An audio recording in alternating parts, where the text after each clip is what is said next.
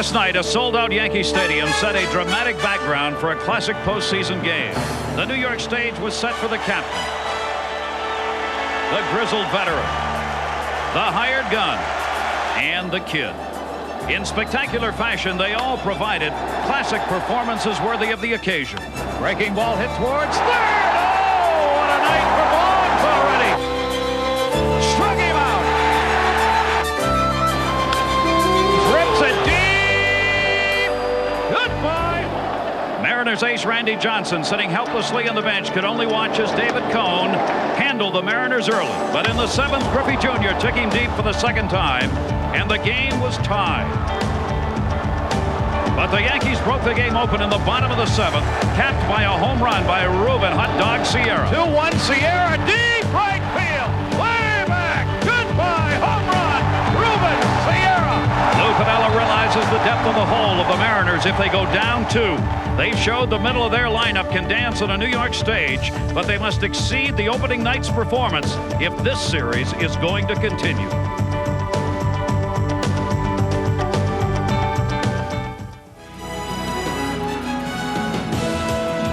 Another packed house at Yankee Stadium in New York as the division series continues. Game 2 between the Seattle Mariners and the New York Yankees. The Yankees, winning last night, have taken the 1-0 lead in this best of 5. The standing ovation is for their former shortstop and former broadcaster, the Scooter. Phil Rizzuto throwing out the first pitch.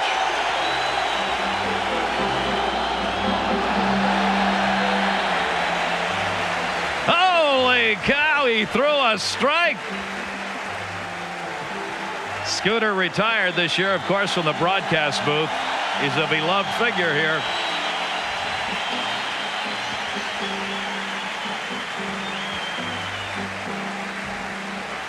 Can't help but smile when you see that guy, can you? If you think he's loose, you wouldn't expect that kind of looseness in the Seattle dugout.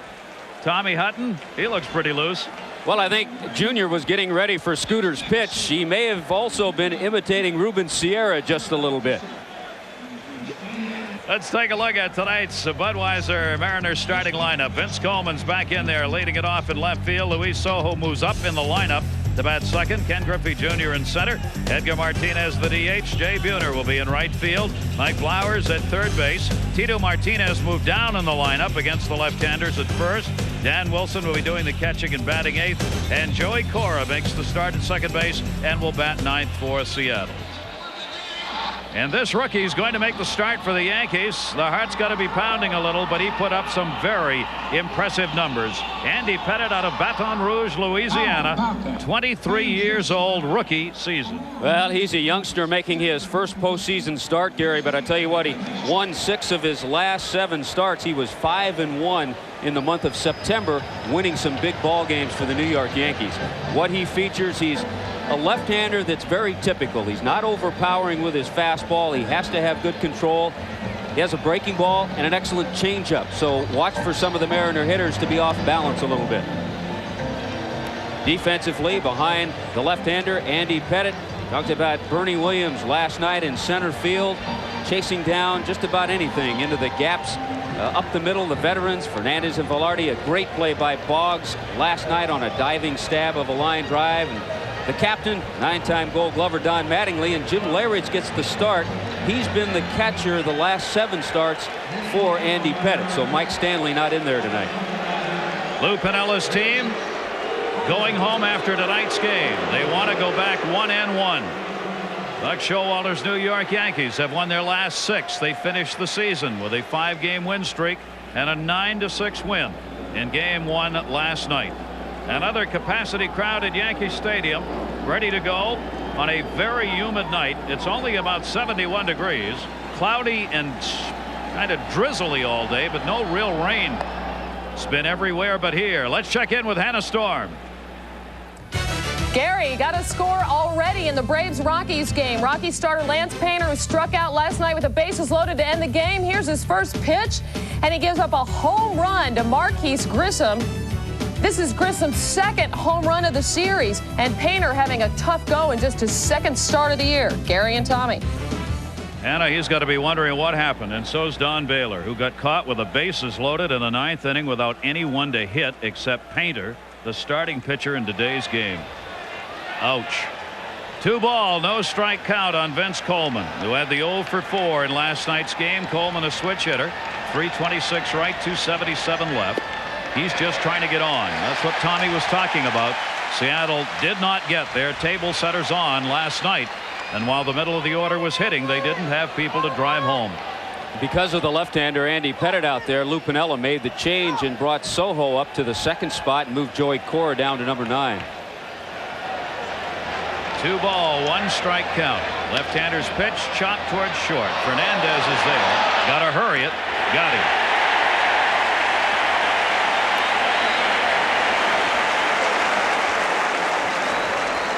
So the leadoff man, Vince Coleman, and the 5th leading base stealers out of there. I'll tell you what, if it were 90 feet 3 inches to first base, Vince Coleman would probably have 3 hits in this series. He's had 3 close plays, and Tony Fernandez doesn't always gun it over there, but he knew he had to get everything on it to get Coleman on that play.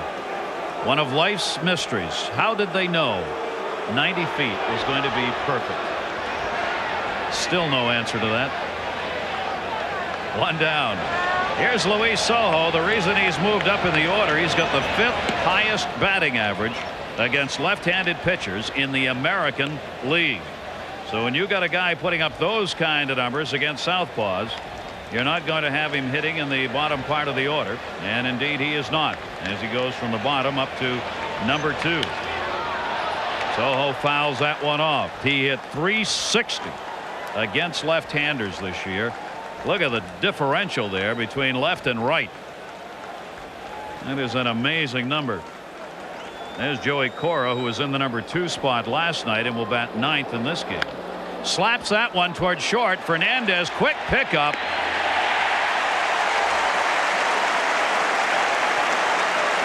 I'll tell you what, there's something about watching Tony Fernandez pick a ground ball when he goes to his right or his left. He's gone to his right once. Now he glides over to the left.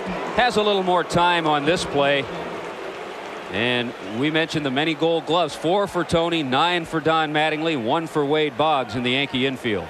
He started the season with the highest fielding percentage by a shortstop in Major League history. And he's picked the first 2 here. 2 down, Ken Griffey Jr. He quieted Yankee Stadium a couple of times last night. 2 home runs, went 3 for 5. One that tied it up, a 2-run shot in the 7th inning, but not enough. Off the end of the bat and fouls that one off. Andy Pettitte's an interesting story. Buck Showalter, towards the end of the season, after Pettitte had won so many games, 12 of them, said, you know, I do not remember him from spring training. I knew there was an Andy Pettitte, but I really wasn't sure who it was. They had a couple of injuries. Jimmy Key was one. Scott Kamenicki was another. They had to bring somebody up. He had started with a team out of the bullpen. With the injuries, they brought him back up, put him in the starting rotation on May 27th. And this 23-year-old left-hander has not looked back.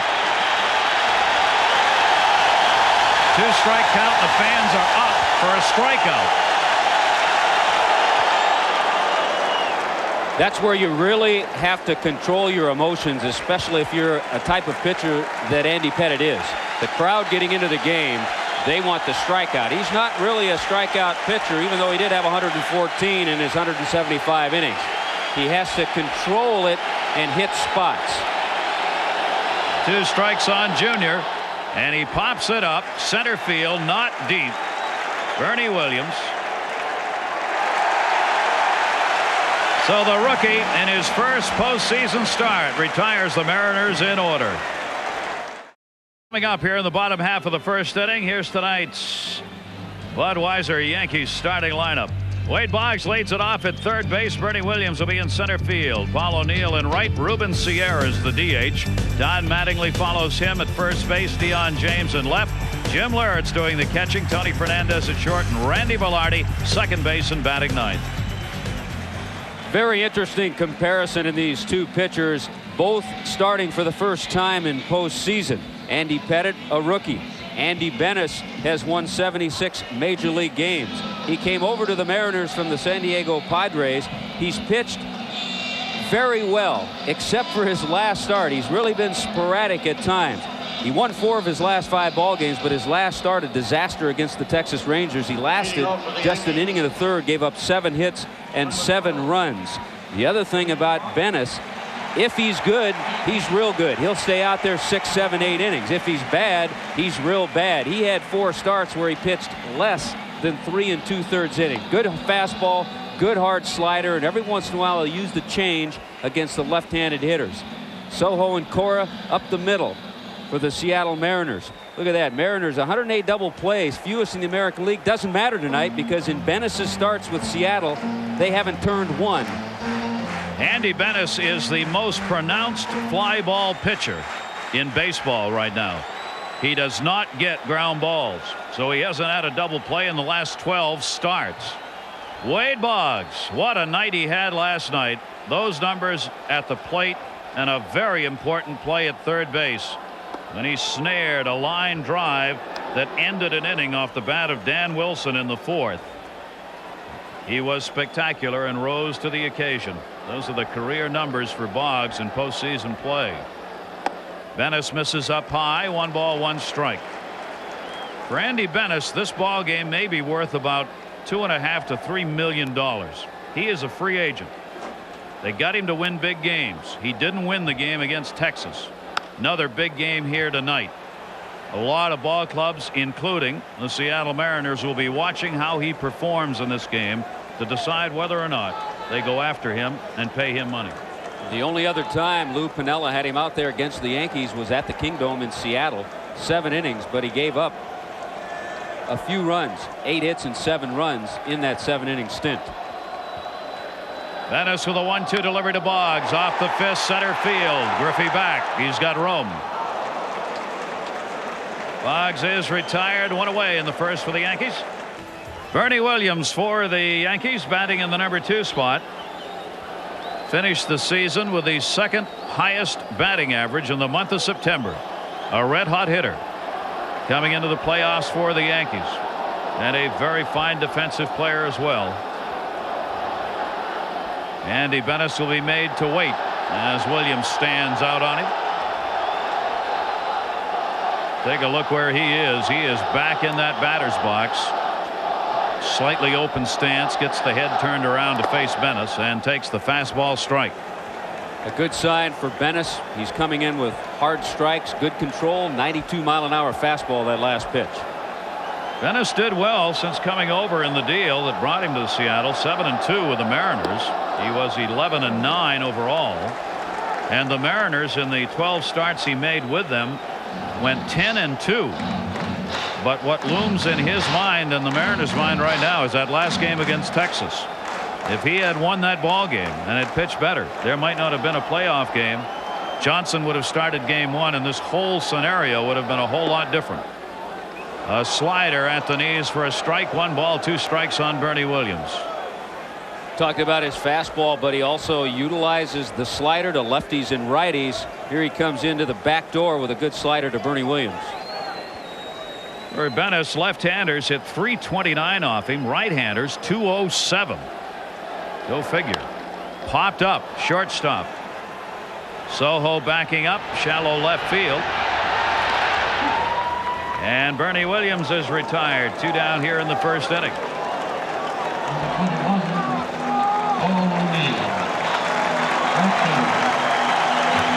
One other thing on Andy Bennis, Gary.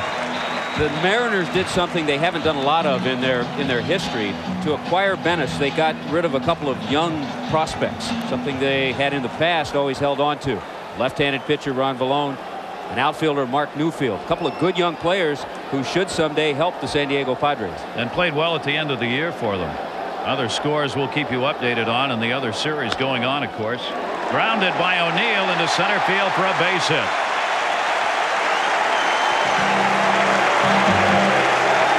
Paul O'Neill, who has faced Bennis more than any other Yankee because they played against each other in the National League, continues his hot bat against this right-hander. He's now 12 for 33 in his career against Bennis. They play Paul O'Neill to pull. He crosses him up just a little bit and sends it up the middle out of the reach of the second baseman, Joey Cora. If you're a Yankee hitter and you've only seen Bennis a few times, you ask Paul O'Neill, especially if you're a lefty, you want to tap into O'Neill to find out how he works left-handed hitters. Runner on. Ruben Sierra, the designated hitter, a switch hitter. Lifts that one to center field. Griffey back and over towards right a bit, and that's it. No runs, a base hit. The Yankees leave one after one at the stadium. No score. And the Yankees here in game 2 are scoreless going to the 3rd inning, and here's tonight's Toyota Diamond Dust Fact. Coors Field hosting a postseason game in its first season of operation. The question: can you name 5 of the current stadiums that hosted postseason games in their first season? Stadiums that hosted postseason games. Think about that for a minute. As Joey Cora stands in against Andy Pettitte. Cora 0 for 4 last night. A switch hitter turned around in this one, and as we said, moved down in the batting order from number 2 to bat 9. That one misses. 2 balls and no strikes. Even in this situation, they get a little bonus. Cora, a better hitter from the right side than from the left side. Over 300 as a right-handed hitter. Yeah, they've put up some big numbers against left-handers. 325. You have to wonder with the big offense. As a team, they hit 297 against left-handers, yet we're 3 games under 500 against left-handed starters. That one is taken inside, and it's 3 balls and 1 strike on Cora. Andy Pettitte has already walked a couple in this game. 3-1 delivery. Cora's taking all the way, and it's a strike. Dale Scott's working behind the plate tonight with the 6 umpires in this crew. 3-2 delivery to him. Cora down to third base. Wade Boggs hustles it over to Mattingly. 1 away in the 3rd inning. 1 out here in the 3rd. Top of the order, Vince Coleman, who grounded out his first time up. Now 0 for 5 in the series. And against Andy Pettitte, 0 for 11 in his career. The young one that Pettitte has going. The more veteran one for the 34-year-old Vince Coleman.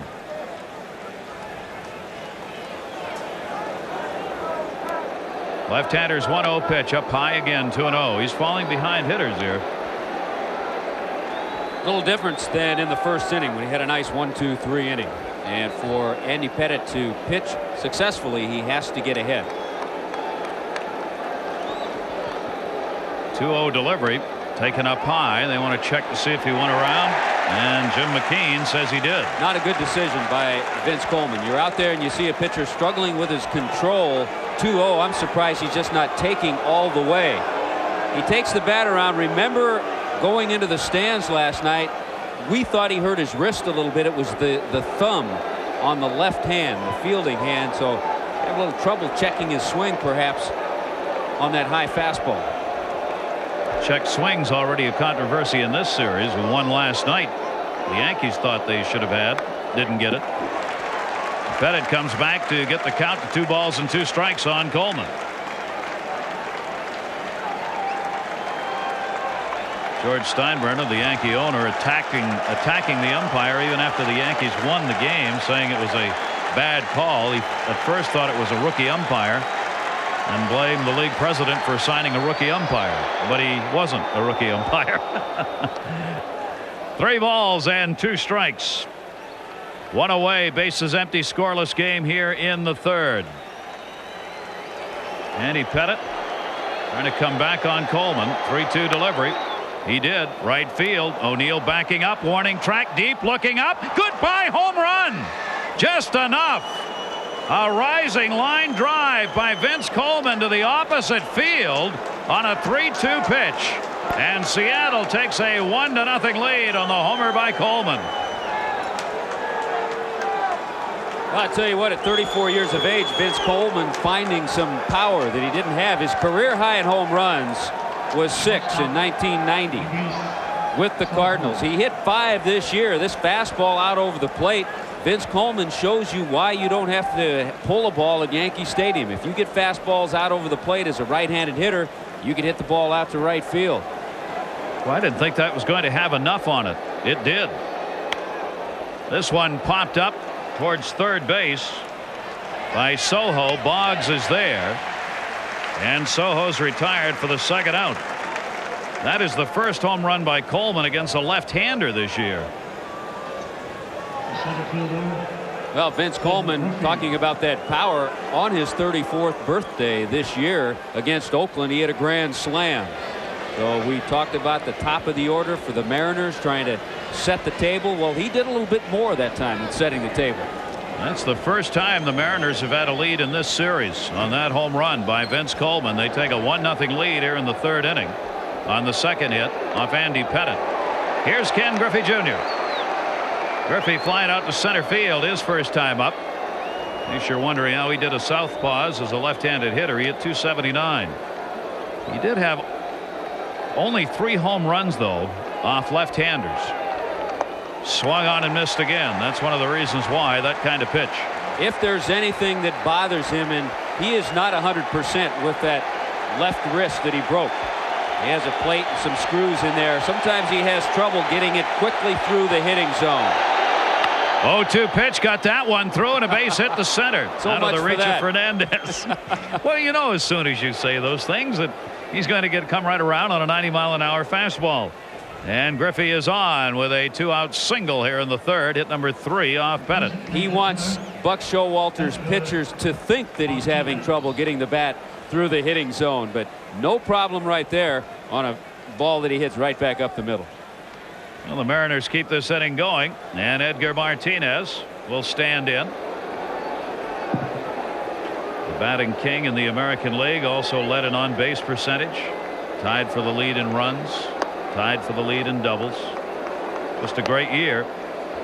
Winning the batting title as a right-handed hitter, just the 7th right-handed hitter to win 2 batting titles in the last 52 years.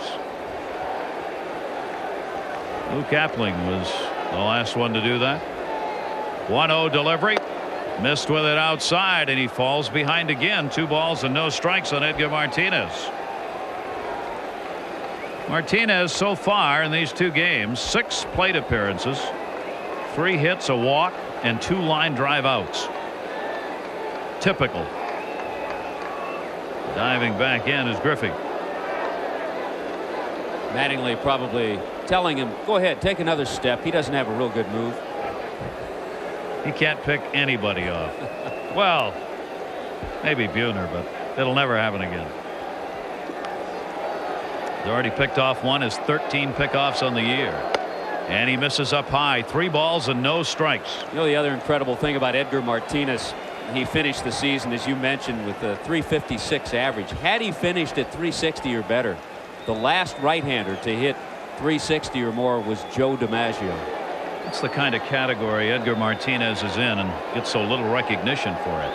3-0 count, way up high. And that's the 3rd walk given up by Andy Pettitte now. In this inning, the home run by Coleman, the single by Griffey, and now the walk to Edgar Martinez. 2 on with 2 down. And we're not seeing in the last 2 innings a sharp Andy Pettitte. Well, let's see whether or not the Mariners can continue this inning with a 2-out rally. Jay Buhner, who drew the walk and then got picked off. You just have to expect a long ball out of this guy sooner or later. Well, that's what happens to a left-hander. You start thinking about the situation, then you look up there and see who's hitting. And Buhner hits a towering fly ball, but not that deep. Dion James, the left fielder, called off by Fernandez. Now, tough territory, and there he goes. But he's all right, and he's got the baseball. The home run by Coleman, though, has put the Mariners up 1-0. Mariners have the 1-0 lead here, going to the bottom half of the 5th inning. There you go again, those unknown quantities performing. Omar Vizquel. He's had a solid year, though, for Cleveland. Rising to the occasion, as Lou Piniella used to do in New York. Andy Benes is doing that right now for the Mariners. Walked 2, struck out 3, has given up only 2 singles. Tony Fernandez leading it off. Fernandez flied out. First time at bat, 1 for 8 lifetime against Bennis. He'll be followed by Randy Velarde in the top of the order, Wade Boggs. The Mariners trying to even this series up after losing 9-6 last night. How about this for a couple of different styles in the pitching tonight? Bennis has just 2 fly ball outs or 2 ground ball outs. Pettit with 10 ground ball outs. Distinctly different pitchers in their styles. Taken for a strike by Fernandez. 1 ball, 2 strikes.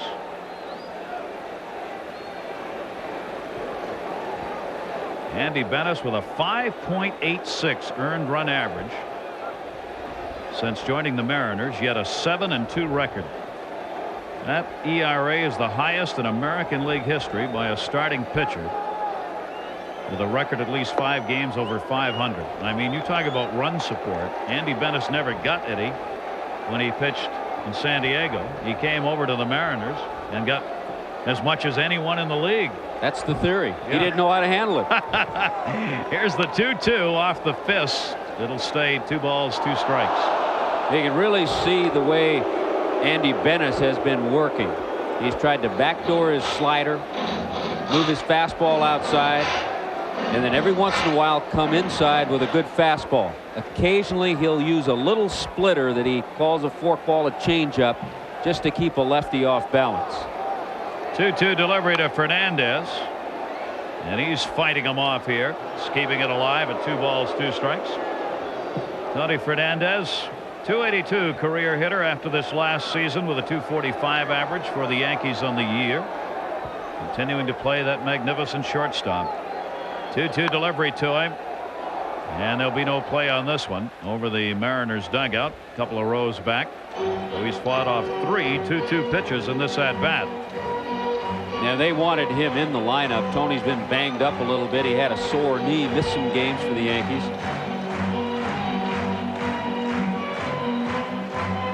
Of course, about this time of year, you get a lot of guys banged up. Long season. The only thing that takes away the pains are the W's, especially this time of year. 2 balls and 2 strikes. Better to be banged up and playing than banged up and sitting at home. Ask Jimmy Key about that. Here's the 2-2. He's got one towards the gap. It'll fall in. Griffey over to cut it off. Here's Fernandez going to second to throw. In time, he got him. Having to turn 360 degrees, Ken Griffey Jr. nails Tony Fernandez at second base. What a tremendous throw, and I thought for a moment the little bobble would allow Tony Fernandez to reach second base. He hits this ball hard. Keep in mind, a little rain slows up the turf, but the bobble right there I thought would allow Tony to get to second. Heads up play, he stays with it, and then fires a rocket to second base to nail Fernandez. Joey Cora putting the tag on. And you saw Tino Martinez making the call on the out. Martinez was down there to back the play up, giving that big out sign. What a big play right there in a 1-0 ball game to get the leadoff batter at second base after the single. And you know what? You cannot fault Tony Fernandez at all in trying to get to second base. The ball was into left center. Ken Griffey Jr. throws left-handed. He has to turn completely around, as you described. Came up and fired a strike to Cora. Talking about rising to the occasion. Randy Velarde went around on that one. 1 ball, 2 strikes on him. Boy, that'll pump up a pitcher too, a play like that. Lead-off batter taken out of there, changes the whole complexion of an inning. 1 ball, 2 strike count. Velarde with a walk. His first time up. Towering fly ball to center. It's deep, but it's in the yard. Griffey. Velarde retired, and there are 2 down. Wade Boggs with 2 down. 0 for 2 in the ball game tonight. The .324 average ended up 4th best in the American League when all was said and done for Boggs, who continues to put up really incredible numbers. Has kind of gotten lost as far as publicity's concerned during the regular season with the Yankees, but year after year consistently outstanding with a .334 career batting average for him. 13th time he's hit 300. And that is just phenomenal. 2-0 count. Andy Bennis's fastball there, 2-1. Tell you what, too, Wade Boggs went over the 2,500 hit mark not too long ago, and he did it in little over 600 fewer at bats than Pete Rose. Isn't that amazing? Of course, Pete played till he was 45 yeah. too. Well, Wade may try that. I don't know. He certainly doesn't need to. Boggs a little upset with that last call. Wade now 37 years old. That's a veteran look at an umpire. Nothing said really. 2-2, just missed outside. 3 balls and 2 strikes. And Boggs, yes, is a team player, but the thing that drives him is that 3,000 hit mark. He wants to reach it. 2,541 hits for him. 3-2, and he'll step off. Bennis tripping as he went into the windup. 3 balls, 2 strikes. Boggs has a 7 post-game hit streak going, picking up the hits last night.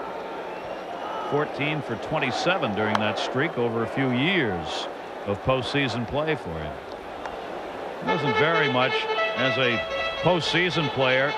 He's hitting .322 in championship series games, .290 in World Series games. Braves and Rockies are now tied. Walker the big blow. Reds and Dodgers still 2-2 in that one. 3-2 here, and Boggs fights it back. 3 balls, 2 strikes on him. I remember not too long ago having a nice conversation with Walt Reniak, who's now the White Sox hitting instructor, had been Boggs's instructor in Boston. And he said the best hitter he's ever worked with, a guy who could get a hit just about any time he wanted, Wade Boggs, and a hard worker. 3-2, and he draws the walk. So he fought Bennis. 3rd walk given up by Andy Bennis. Boggs is on with a 2-out walk here in the bottom of the 5th inning. Lou Piniella's Mariners leading this game 1-0 on Vince Coleman's home run in the 3rd inning. Well, Lou Piniella right now has to feel good about the performance and the outing of Andy Bennis, because we talked about how he can have trouble early in a ball game. Here he is in the 5th inning working on a 3-hit shutout. Bennis has allowed only 1 Yankee to second base, Don Mattingly, in the 2nd inning. Bernie Williams up here with a runner on at first and 2 down. Williams an 0 for 2 in the ball game against Bennis. They'll play behind the base runner Boggs.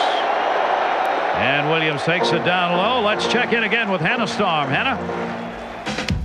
Gary, bottom of the 6th, Coors Field. The Braves with a 3-0 lead, but Larry Walker steps to the plate with 2 on and connects. It's a home run off Tom Glavine, a 3-run shot. He had 36 homers in the regular season. His first of the postseason is a huge one. It's a tie ball game right now, Gary. So, Hannah, the yard continues to give them up.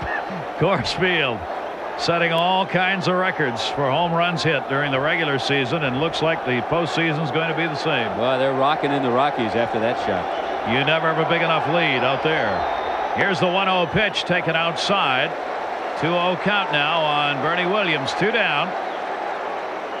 Yankees have Boggs on at first base here in the 5th, trailing 1-0. Out to the mound is Dan Wilson, probably talking to Andy Bennis. You look back at the second at bat that Bernie Williams had on that pop fly. He just missed a pitch. And if you make a mistake to Bernie Williams, all of a sudden he's getting some home run power. He had career highs in home runs and RBIs. So Bobby Cuellar, the pitching coach, concerned with the pitch right here because he's seen Bennis fall behind 2-0, a hitter's situation. 18 home runs, 82 RBIs, those career highs Tommy was talking about. A 2-0 count here. And he hits that one to the gap in left center field. Vince Coleman giving chase, will not get to it. Wade Boggs over to 3rd. Boggs being waved home. There'll be no play on him. Tie game. 1-1.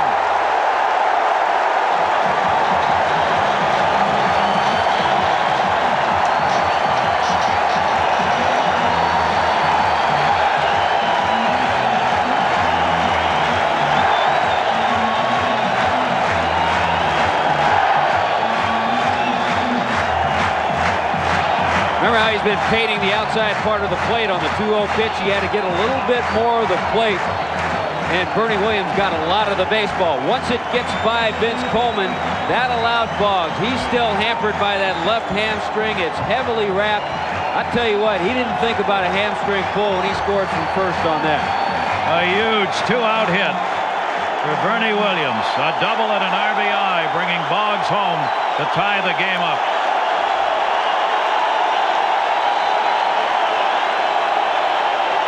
Now Paul O'Neill.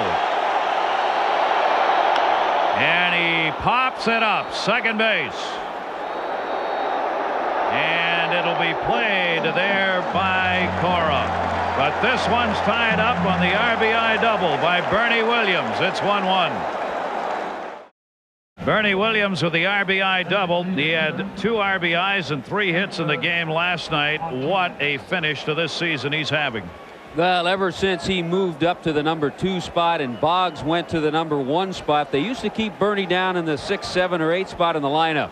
But he has really been a catalyst at the top of the lineup, getting some big hits, clutch base hits, career highs in the home runs and RBI department. And we are tied at 1-1 going to the 6th inning. Have to tell you this because it's going to be talked about tomorrow. We do not show fans who go on the field in order not to encourage that kind of stupidity. Edgar Martinez takes it outside, but on that last out by O'Neill, before he hit the ball, a fan had come out in the right field, down the right field line on the field. 2 security guards were out there when O'Neill popped that ball up. This one drilled deep to left field by Martinez in the corner. Can't be gotten as James goes down. Second base, Martinez, a stand-up double as he ripped it down the line. And the leadoff man on in the 6th for the Mariners. He has now been on base 6 of the 8 times that he has come to bat in this series. Edgar Martinez. You just don't know where to pitch him. He'll take the ball the other way. You get something on the inner part of the plate and he can pull it. Gets a lot of drive from his legs, and a couple of years ago had a severely bad hamstring pull that limited his action. He took off some weight from the legs and that took away a little power. This year he's bulked up a little bit, got the strength in the legs. He's put it all together. Double for Martinez. Jay Buhner to right field. It'll back up O'Neill near the warning track. Runner tagging. Martinez will go over to third on the deep fly ball by Jay Buhner.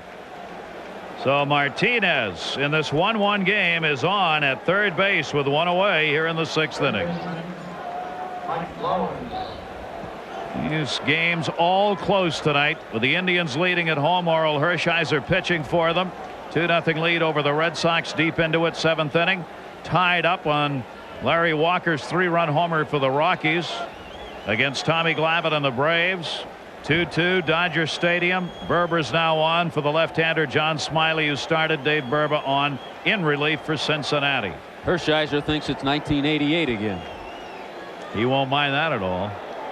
Here's Mike Blowers, infield drawn in. Fernandez stops it. Martinez starts, stops. Play was made to Velarde, who gets the out. What a play! Fernandez to Velarde to Mattingly, and Martinez had to stay at third. Right now, Edgar Martinez is second-guessing himself a little bit. As soon as he saw Tony Fernandez extend to his left on this diving play, watch, he's holding.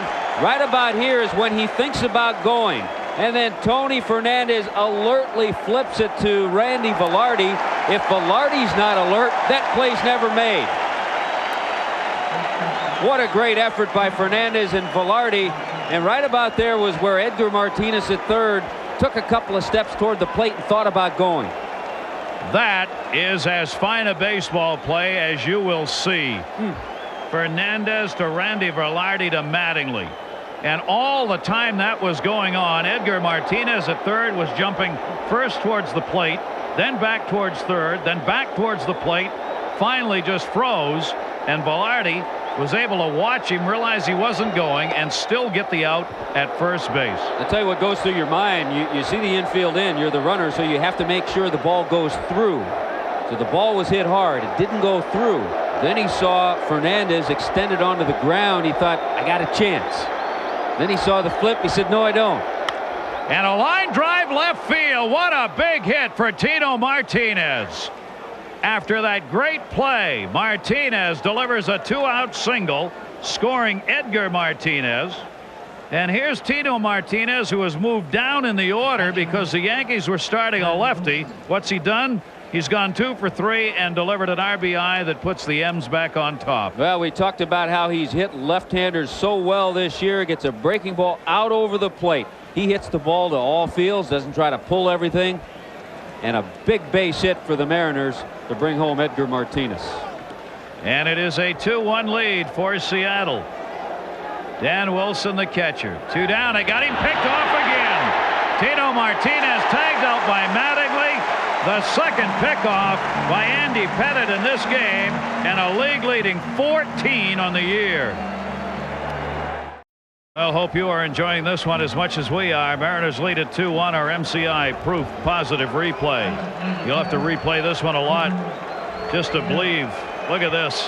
He is not running on this pickoff. There's no way that Tino Martinez is going to try to steal a base. Dan Wilson was the hitter.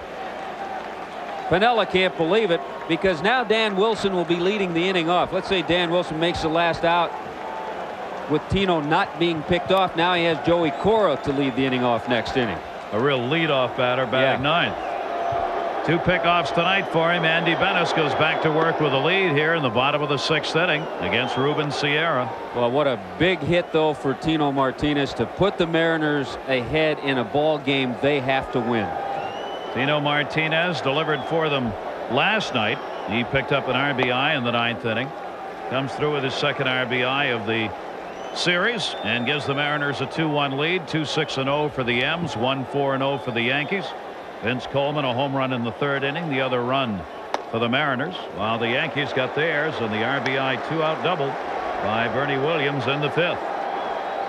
So the Mariners, who did not lead in the game last night, have led twice in this one. Well, this is a pitching matchup and a great defensive battle going on here with Benes and Andy Pettitte. Drill to right field. Ruben Sierra put the mustard on her, baby. Goodbye home run.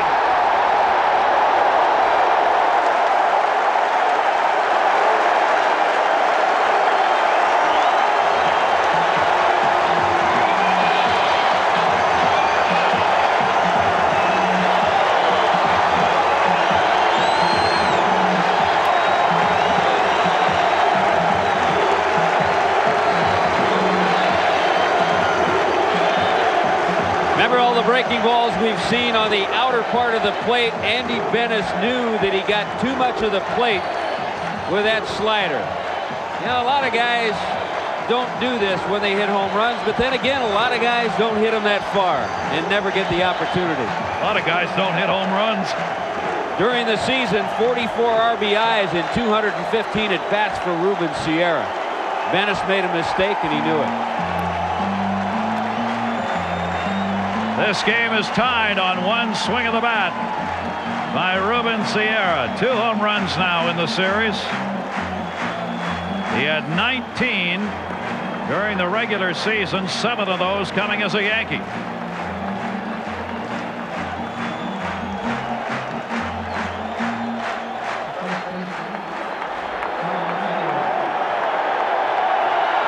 Don Mattingly. The fans want a dinger out of him. He takes the pitch down low from Benes. Andy Benes gave up 8 home runs during the regular season. 3 of them by right-handers, 5 by left-handers. This one by Mattingly. Oh, hang on to the roof. Goodbye home run. Don Mattingly.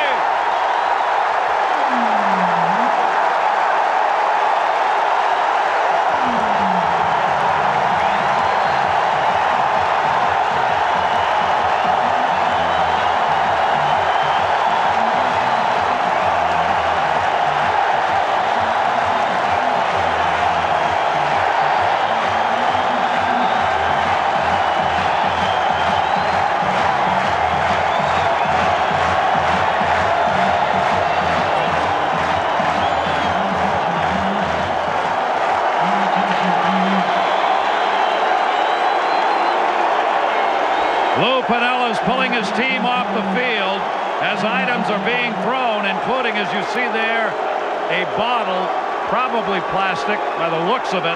But Piniella immediately came out. Now Piniella's been hit by something. A program thrown at him.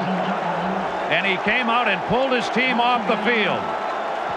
There was stuff thrown on the field in the ball game last night with the Mariners on the defense that upset a lot of the players.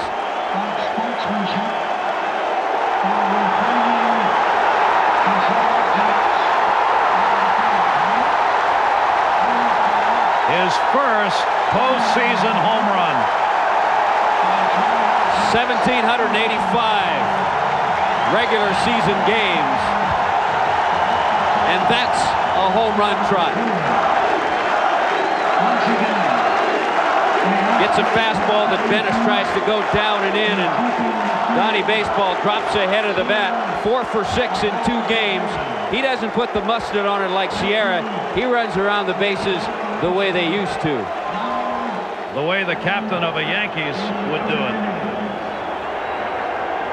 The co-crew chief, Rich Garcia, the umpire, with Lou Piniella. It was more than just paper that was thrown out on the field. And that's when Piniella came out and just pulled his team into the dugout. The reason Lou did it so quickly is because he had some of his players complaining last night, telling him what was happening out there in the ball game last evening. Now they'll come back out.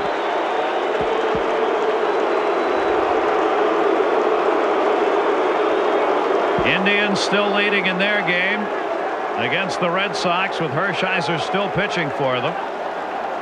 Lou Piniella just to Andy Bennis. Keep going. Now Showalter's going to come over and talk to Garcia. You know, just thinking about it, Gary, it also might be a well-timed timeout. Now, you can't call timeout in a baseball game as you can do in a basketball game when a team gets a little bit of a rally going. It's a good point. And Bennis is gone, Tommy. Lou Piniella is taking him out of there after giving up back-to-back home runs to Sierra and Mattingly. The Yankees have a 3-2 lead. We are going to see Bill Risley, who pitched in last night's game, coming on for Bennis. This is the last pitch that Bennis throws in the ball game. The fastball that stays right out over the plate. And thinking about the Piniella move, it also gave Risley an opportunity to throw a few more pitches down to the bullpen. We have a wild game going here in game 2. Yankees up by 1. 28-year-old Bill Risley on in relief. Dion James the batter. The Yankees leading at 3-2. Andy Bennis out of there. The back-to-back home runs by Sierra and Mattingly taking him out of the game. The last 7 batters Bennis faced had 4 hits, a walk. And Bennis is gone and could be the losing pitcher in this game. And it's forced Lou Piniella to make some moves that he really wasn't thinking about making before this ball game started. Great stop made. Cora gets the throw over in time. That is the first out here in the 6th inning. Gary Thorne, Tommy Hutton, and all of our crew, hoping you are enjoying this one. We sure are. A 3-2 lead for the Yankees, battling back with the 2 runs here in the 6th inning. Bill Risley, the 28-year-old right-hander, on in relief. Hit him! He hits Liritz in the back. And Scott gets between them. Well, it all goes back to earlier in the season. And it happened to be the same hitter. Randy Johnson hit Jim Liritz. Liritz gets hit by Bill Risley after a couple of home runs. Bad blood between the Mariners and the Yankees? I think there might be. Getting badder. Risley has a 90-mile-an-hour fastball, and he just buries it in the back of Jim Liritz. When you're going to hit somebody, this is where you go at him, right here.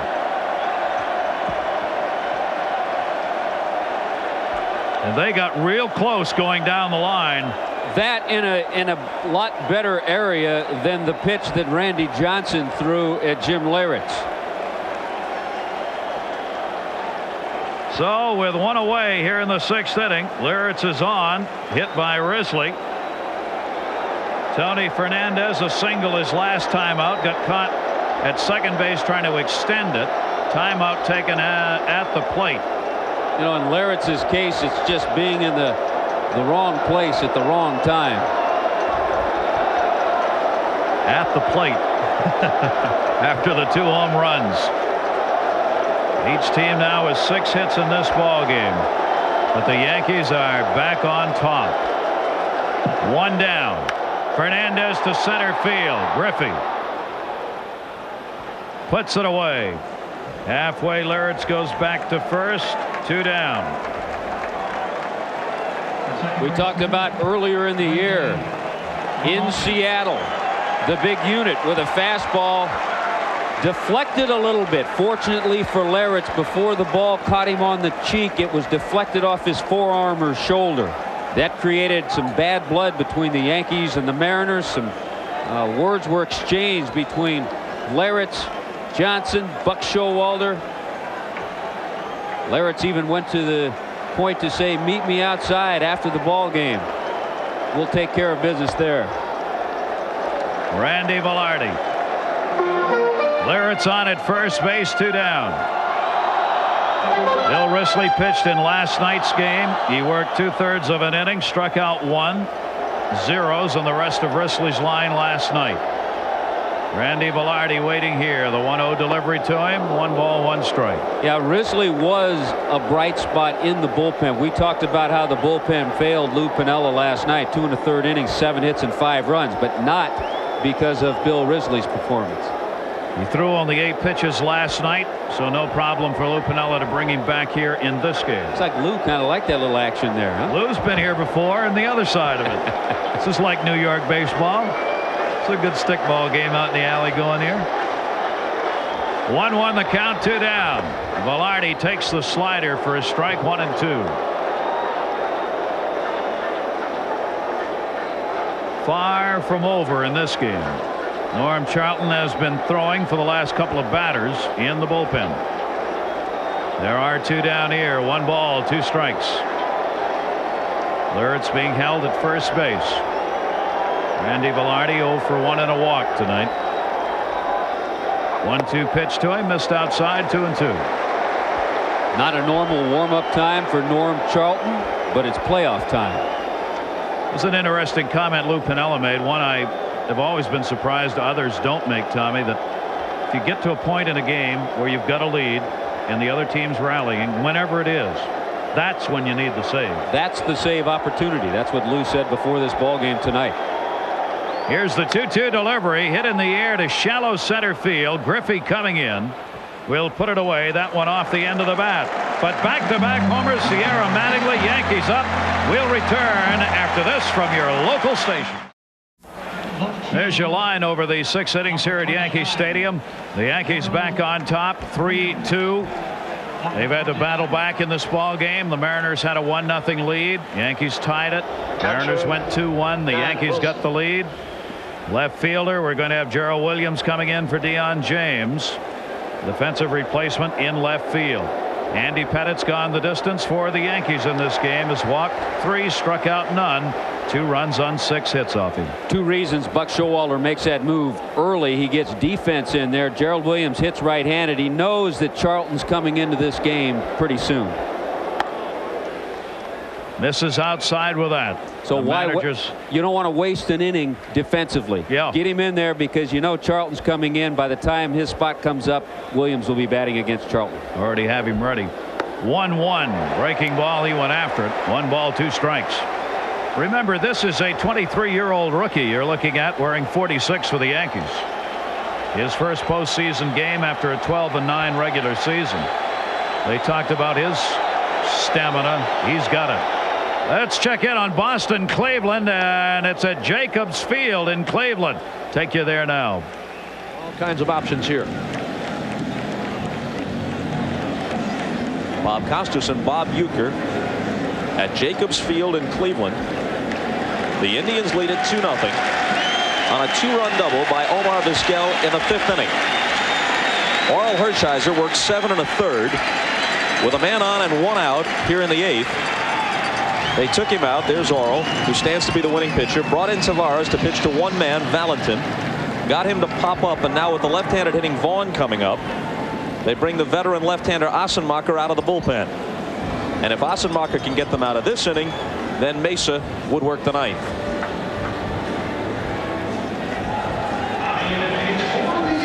And for those of you just joining us, a look back to the 5th inning. And at first and third with one out, and Vizquel slams the ball into right center field.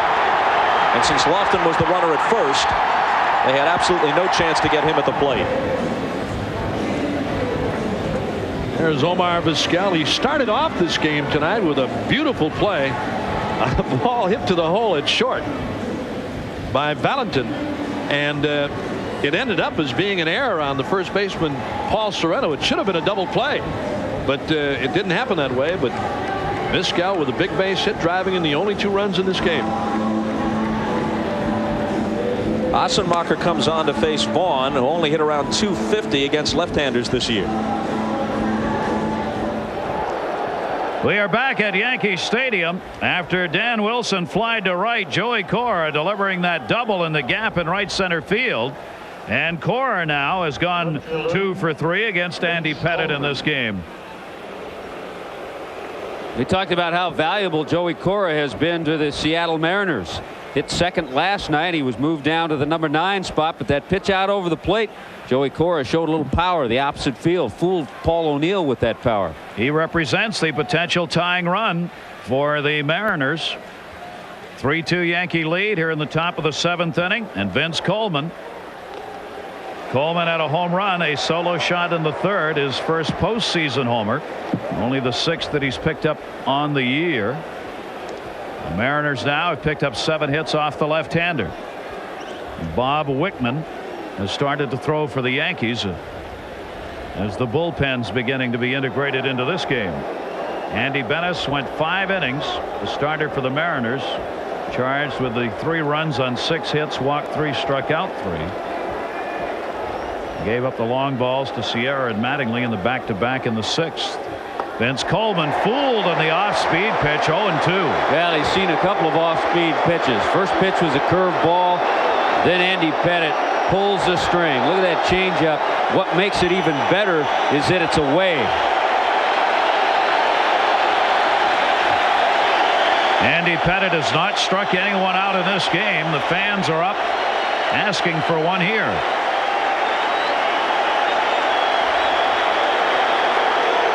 Coleman down to third. Wade Boggs. Can he do it again? No. And here comes Buck Showalter again.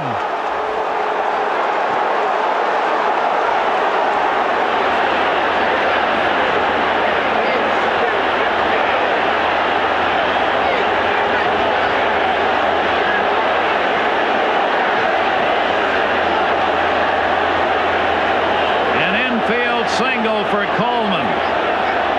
The runner, however, Cora, had to stay at second base. And Buck Showalter came out of that dugout as though he were ejected from a jet plane cockpit. I mean, I think he missed every step.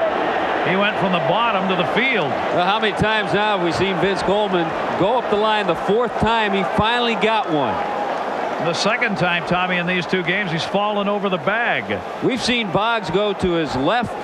Here he goes to his right, covering a lot of ground with the sore left hamstring. Then he comes up and fires. He gets something on it. Check it out. Boy, they're all bang, bang. They're all about the same time. What an effort by Boggs, and that's why Cora has to stay at second base. Actually, I think the lunge and by Coleman tumbling a little bit really confuses Jim McKeon. Look at the Yankee bench. This is what's going through the bench. They're all umpires right now. Jack McDowell, who's pitching Friday, all of a sudden he becomes an American League umpire. Wow. This is what it's all about. Put this in your computer and throw it around. Joey Cora's at second base. if when Wade Boggs releases the throw after the diving catch, if he takes off for third, Don Mattingly probably comes off the bag, gets a throw, and goes back to third with a throw. And Coleman's safe. And then you don't know what's going to happen at third. So that's what Cora's thinking while that play is taking place. No slow-mo here. This is what Jim McKeon is seeing.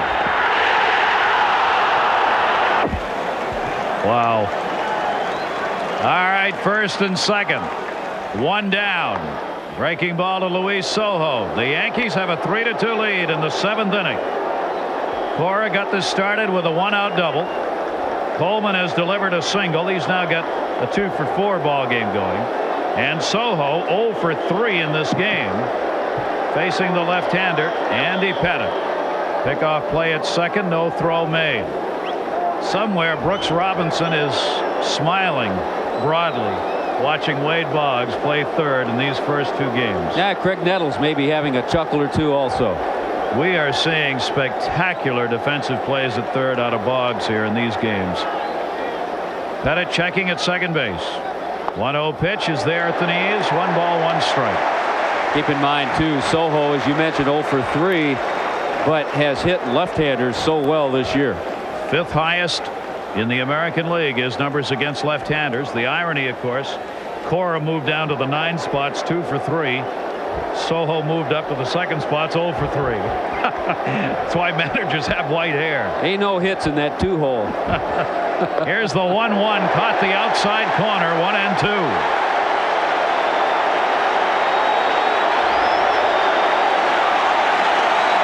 Boy, it's a big pitch for Pettit. Goes with his fastball and paints it on the outside. 1 ball, 2 strikes, 1 down. Infield looking for 2. Fans want a strikeout. Sojo waiting. He hits the ball down the left field line, not deep, and it'll end up in the seats.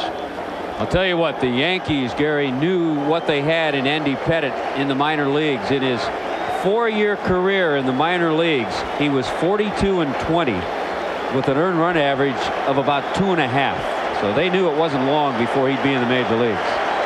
Boy, what a job he's done. He has now gone at least 7 innings in each of his last 8 starts.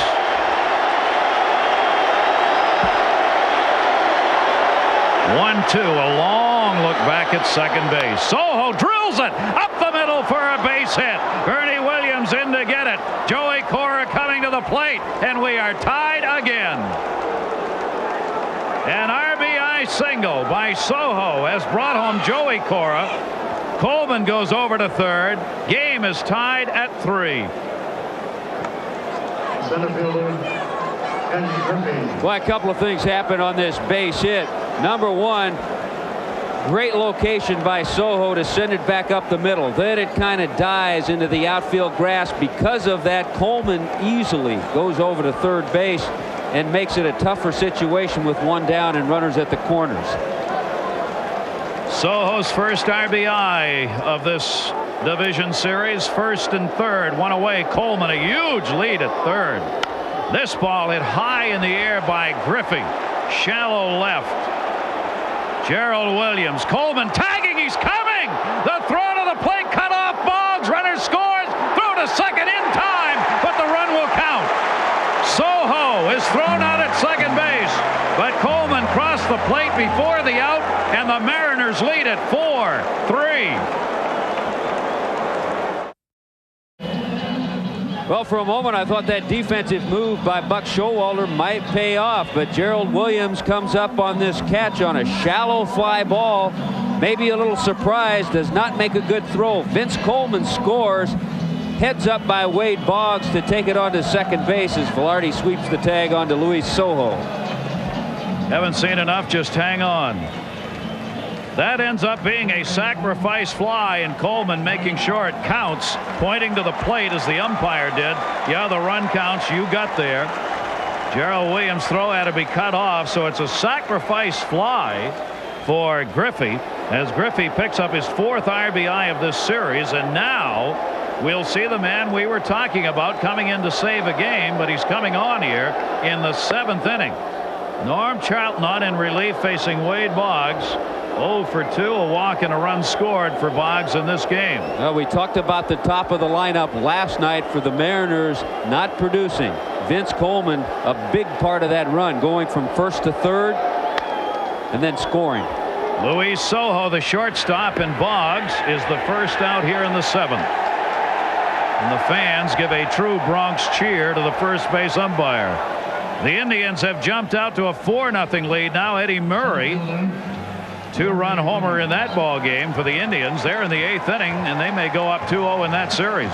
Still tied there. They are in the bottom of the 8th inning, and the Reds and Dodgers. What great games are being played tonight in this division series second game night. One away, nobody on for the Yankees. The Mariners up 4-3. Norm Charlton coming on, trying to find a way to stop the Yankees here, who have just answered the Mariners every time they've scored. Bernie Williams, a double and an RBI in his last at bat. George Steinbrenner's gone down to the video replay room talking to the media about the plays. He wasn't happy with the umpiring last night. What's he going to be saying after this one tonight? 1-0 count. Norm Charlton fires it in. It's foul back. Charlton faced the Yankees this season in 3 games, 5 1/3 innings. Gave up only 1 run on 4 hits. The Yankees had a combined .211 average of him. Well, he's made quite a comeback too after having many surgeries, having missed the entire '94 season. The Phillies let him go. Could have been had by anybody. Lou Piniella remembered him from his 1990 World Series Cincinnati Reds team. Fastball again is foul back. Yeah, this was a case where a former skipper wanted a guy he had great respect for on his team. Otherwise, Norm Charlton might not be in baseball. Because what Lou Piniella remembered is what's inside. He knows how he reacts in certain situations. A very big heart and a tremendous competitor. 1 ball, 2 strike count, 1 away, bottom of the 7th. Mariners up by 1. They're trying to even this series. Right field, curving towards that short porch, but not far enough. Buhner puts it away, 2 down. This copyrighted telecast presented by the authority of the Office of the Commissioner of Baseball may not be reproduced or retransmitted in any form without express written consent from the Office of the Commissioner. 2 down, 7th inning. Gary Thorne, Tommy Hutton. Mercy, this has been a good one, and it is not over. Paul O'Neill. O'Neill is a 1 for 3, 2 for 6 in the series. Backs off on the left-hander. Down low, ball 1. Not to mention with Charlton a big heart, but a nasty forkball and a tough fastball. O'Neill, a .259 hitter against southpaws this year. Strike called, and O'Neill's arguing. Man, regular season we wouldn't have anybody left to play in this game, nor would we have a manager. Ball is down, and that's what Paul O'Neill is saying to the home plate umpire Dale Scott. That one a little lower even. 2 balls and 1 strike. Have to wonder if Dale Scott was a little intimidated reading the papers today as to what George Steinbrenner had to say about him, about his call at first base last night. 2-1. Oh yeah, tie game. Paul O'Neill, goodbye into the night of New York.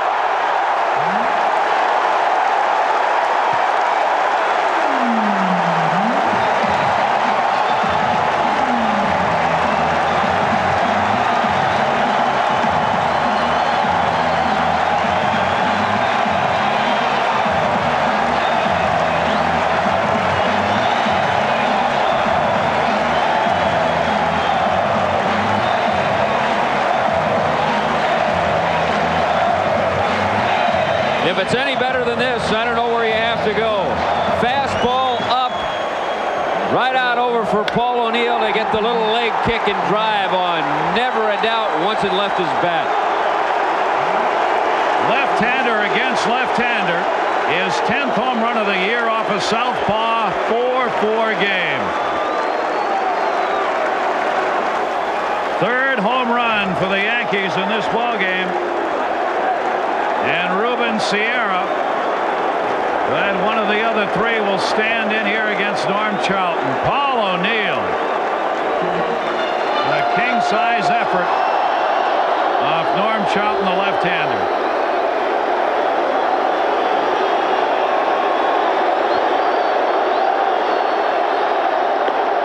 And a strike on the outside corner.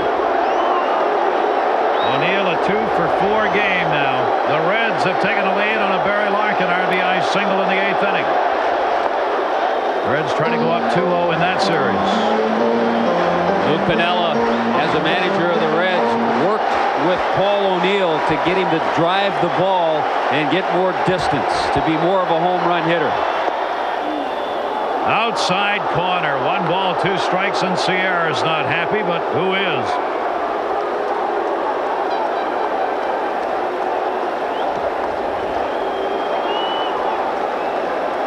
He's going to stay consistent with it and call it on Paul O'Neill.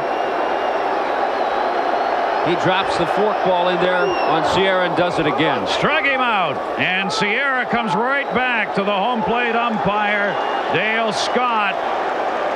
4-4 game. Back to Yankee Stadium in a moment at Coors Field, all tied up at 4-4, top of the ninth. Atlanta pinch hitter Mike Mordecai with a single to center off Darren Holmes. Fred McGriff coming in from second. McGriff is safe at home with a go-ahead run. It is 5-4 Atlanta, and then the next batter, Rafael Belliard with the grounder to second. The throwing error by Eric Young, and 2 more Braves come in to score. It is now 7-4 Atlanta. They take the lead in the top of the ninth. Let's get you back to Gary Thorne and Tommy Hutton. Anna, thank you very much. What a huge era that may prove to be in the history of Colorado postseason play. Welcome back here to Yankee Stadium. This one lined by Diaz into left field. The pinch hitter, Alex Diaz, hitting for the catcher, Dan Wilson, delivers a pinch hit single leading off the ninth in a 4-4 ball game. Well, Lou Piniella makes a move and gets some results this time. Alex Diaz does a couple of things. Number one, leading off the inning, he reaches base with a nice base hit the opposite field. Number two, he has some speed, so he gives Piniella some options as a runner at first base. Diaz, during the time that Junior was on the DL, certainly didn't hit the way Ken Griffey Jr. can, and not many can, but played a terrific center field for the Seattle Mariners. Here is the second best bunter on this team, and he has the second most sacrifices in the league during the regular season. Joey Cora.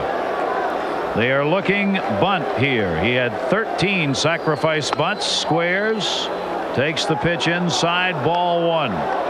Here he is in a bunt situation. You have a sinker ball pitcher who's trying to throw high fastballs now, and Wickman missed with the first pitch. You also have a couple of guys on the corners, Boggs and Mattingly, who can pounce on bunts.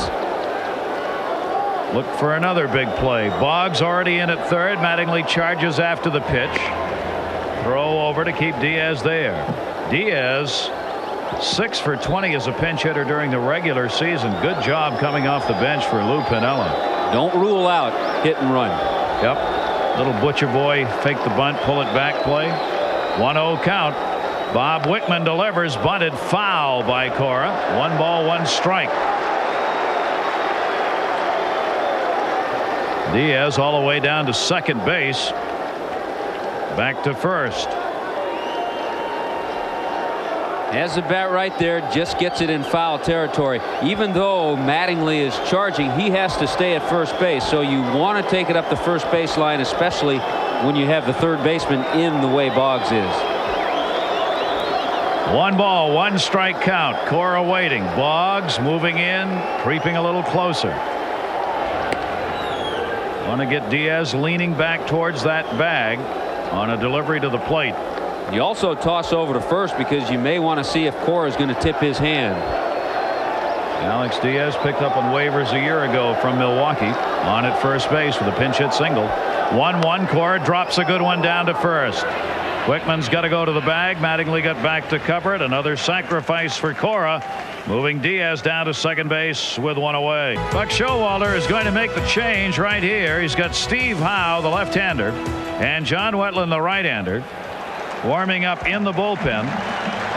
Wickman will come out, and Wetteland, the right-hander, is going to come on. So Diaz on at second base, top of the ninth inning, game tied at 4. Credit Joey Cora with getting it done again. Another good sacrifice. 1-3 on that putout. And the potential go-ahead run is now on at second base. Yeah, Cora did his job. What he was trying to do is get it up the first baseline. If not Mattingly fielding it, let the pitcher get it. Bob Wickman did. The only play he had was to go to first base. So the Mariners with the go-ahead run in scoring position.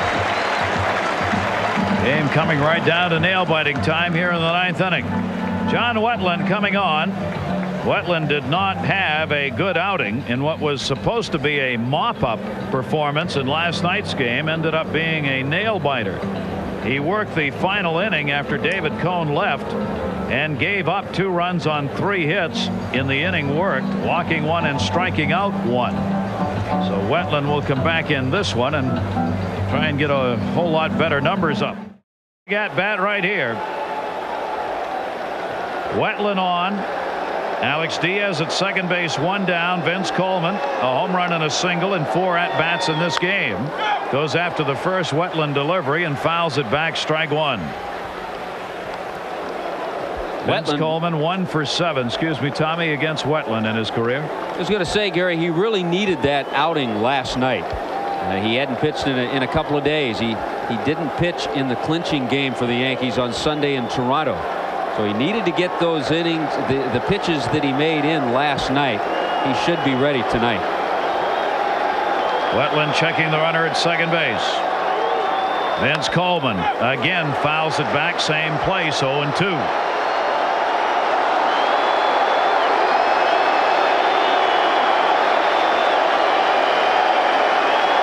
Coleman shaking his head. A couple of pitches he thought he should have got a piece of.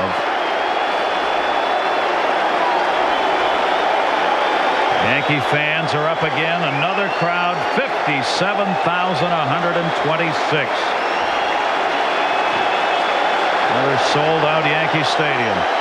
2-strike count. Coleman waiting. Diaz off second. Coleman fouls it off again down the left field line. Some great battles when you get to this stage of the season and this stage of the ball game. Vince Coleman, a veteran slap type hitter, comes on and delivers a home run in this game in the 3rd inning. Singled in the 7th and scored. Now trying to pick up an RBI with Diaz on at second base. 29-year-old John Wetteland. 0-2 again. Got him! Called strike 3. And Coleman didn't like it. Coleman doesn't have an argument. That was just a great pitch. Wetteland dropped the breaking ball in and fooled him because Coleman had seen nothing but fastballs.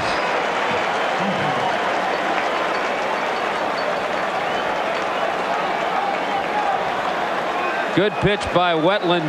And I think Buck Showalter also, Gary, showing us a little bit what he thinks of this game too by bringing Wetteland in this situation, a tie ball game, normally bringing him in a save situation.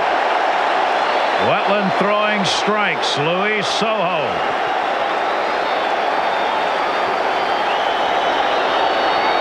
Coleman retired on the strikeout by Wetteland. There are 2 down. Diaz still on at second. 4-4 game, 9th inning. Tried to tomahawk it. Goes foul, 0-2. Sojo had the big hit in Monday's win over the Angels that put Seattle in the playoffs. Now he's trying to give them a big hit here. Showalter taking a page out of Pinella's book. This is the saving situation with that runner at second base. That's why he brought in Wetteland. 2-strike count, 2 down. Diaz off second base. Struck him out.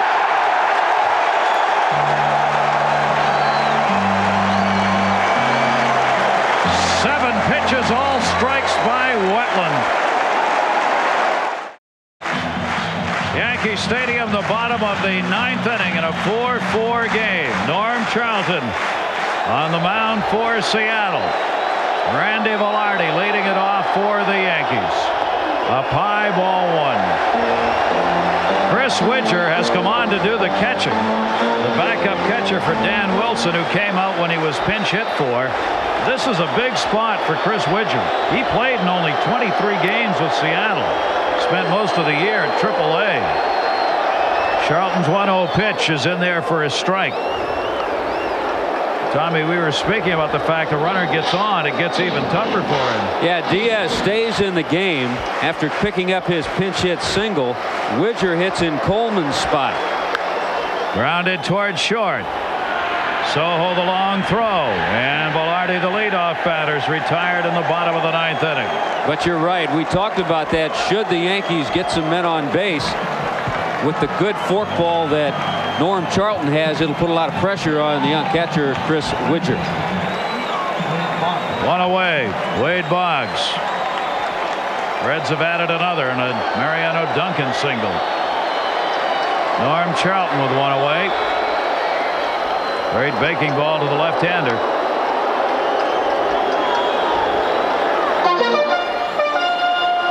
Darryl Strawberry, bat in hand, hasn't appeared yet in this series. Boggs takes the pitch, called strike, 0-2 on him. Actually, Darryl Strawberry scheduled to play winter baseball. Play a little outfield. Strike 3 called. Wade Boggs retired on 3 pitches by Norm Charlton, who has struck out 3, and there are 2 down in the Yankees' half of the 9th inning. Now, you don't see that very often. Boggs up there.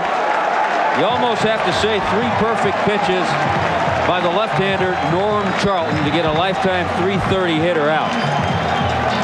Boggs struck out only 50 times all year. There are 2 down.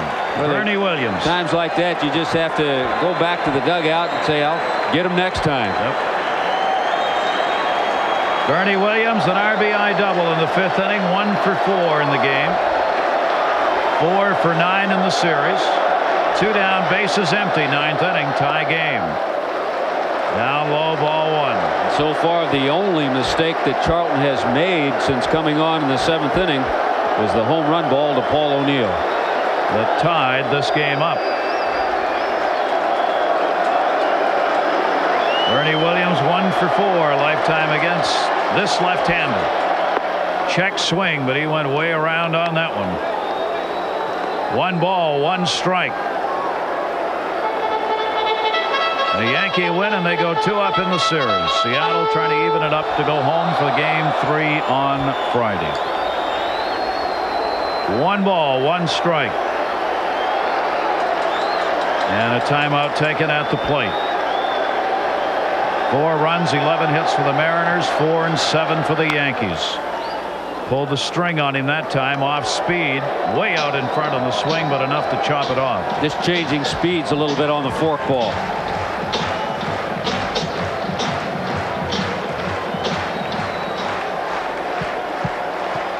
Ball looks like it's going to be a nice hanger, so you jump out after it as a hitter.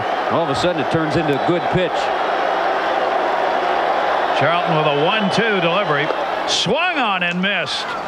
They are retired in order. He's thrown 30 pitches, 22 of them for strikes, and this game's going to go to the 10th inning. Chris Widger gets his first at bat for the Mariners, leading off the 12th inning. Takes it inside for a ball from John Wetland. Widger's come on as the catcher. Velarde has moved out to left field now. They do not leave Strawberry in. And Pat Kelly takes over at second base. Well, it helps when you have versatile players, and Randy Velarde certainly is that. We've talked about his ability to play the infield.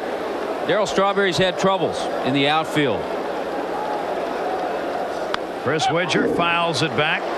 So that's a good move by Buck Showalter. It really doesn't hurt his defense at all. Pat Kelly, an outstanding defensive second baseman, and Randy Velarde very solid in left field. Decisions made by Buck Showalter. 12th inning, 4-4 game. 24-year-old Chris Widger out of Wilmington, Delaware, the backup catcher, now on for them.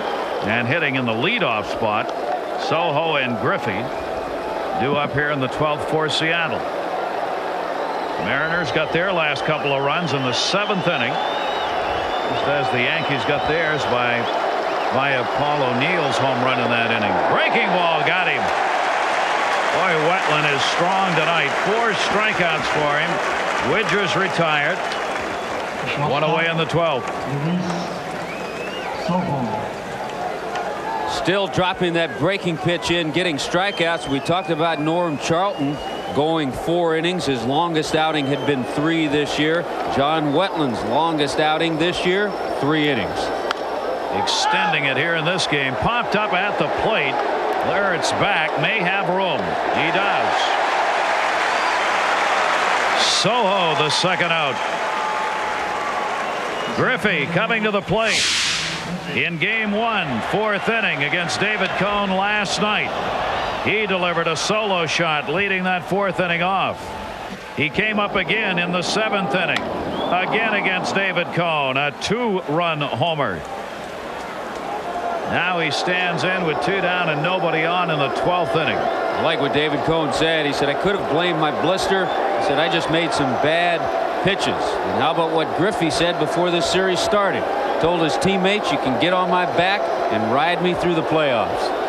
They're ready to gallop right now. These teams, after this game, of course, have to board their charter flights here in New York and head for Seattle. How about the last 3 days for the Seattle Mariners? They're a member of all the exclusive mileage clubs. Swung on and missed. Griffey was going for the downs. 1-1. In Texas, Seattle had to go back home to Seattle. Had the playoff game. Then had to fly cross country to play last night.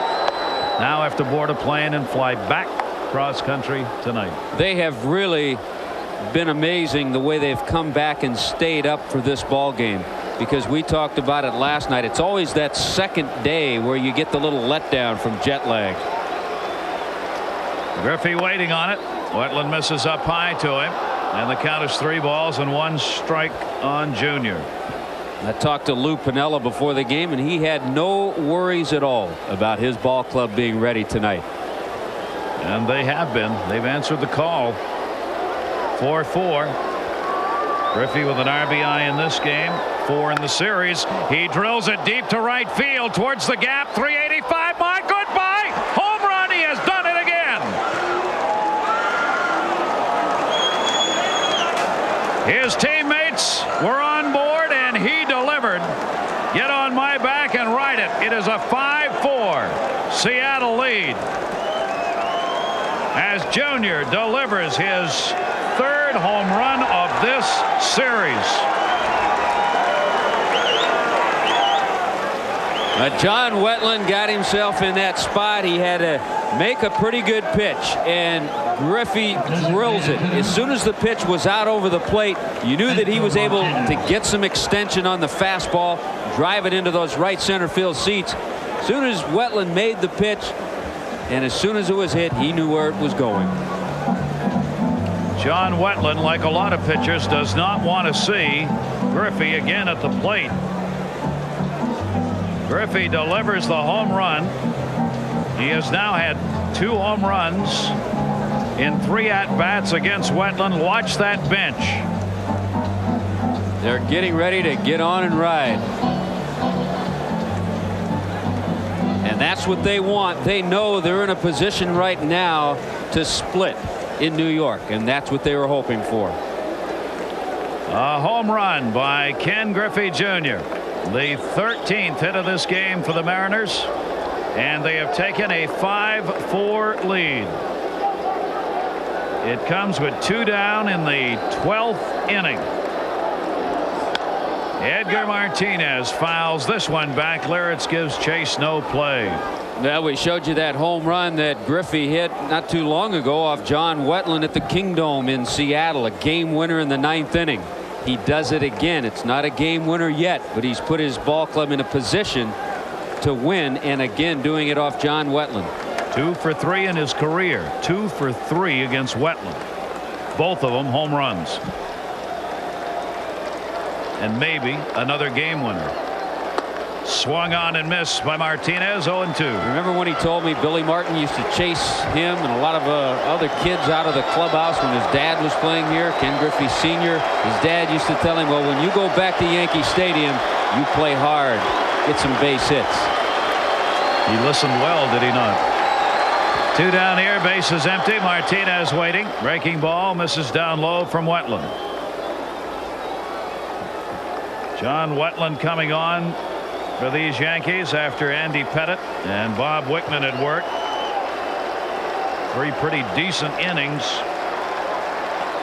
But for that one pitch and a base hit to right field by Edgar Martinez. He's got his second hit of the game. O'Neill gets it back in. And Martinez continues to shine in this series. A double and a single in this game. The other division series games are done. The Indians up 2-0 against the Red Sox with that 4-0 win. The Braves, the big outburst in the 9th, are up 2-0 against the Rockies, heading to Atlanta. And the Reds heading home with a 2-0 lead against the Dodgers. Now tell me again, in a 5-game series, the home field advantage goes to which team in a 2 and 3 setup? The home field goes to the final 3 ball games, and all of a sudden it becomes best of 3 series now if this holds up between the Yankees and the Mariners.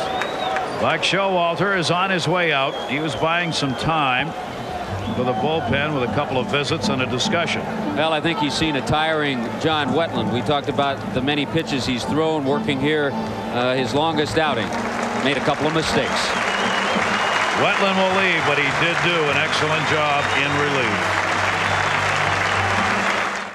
Jr. with a 2-out homer here in the 12th inning, giving the Mariners a 5-4 lead. He can drill it. A line drive, 385 mark, coming off John Wetland, who has left the game. And it hurts right now.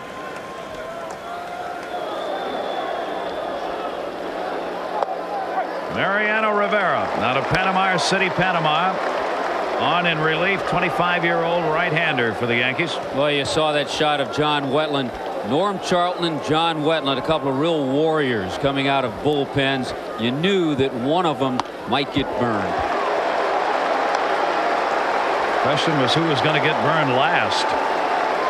And that's still to be determined here. Norm Charlton's out of the game after 4 good innings.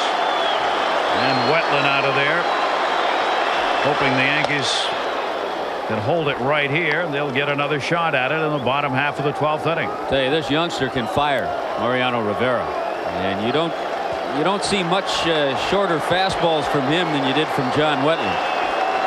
Jay Buhner up, runner at first base, 2 down. 1-2 pitch, swung on and missed just like that. That's it. Rivera gets the strikeout. Griffey's got the go-ahead RBI for the moment. Mariners, Yankees, more after this from your local station. He's got the chance, bottom half of the 12th inning. Jeff Nelson, the loser in last night's game, a chance to get the victory in this one. Randy Velarde leading it off. Wade Boggs and then Bernie Williams are due up for the Yankees.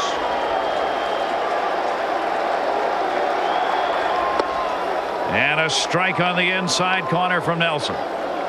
Tell you what, so far Jeff Nelson, since coming on in the 11th inning, has really made some great pitches with that breaking ball. That time he froze Randy Velarde.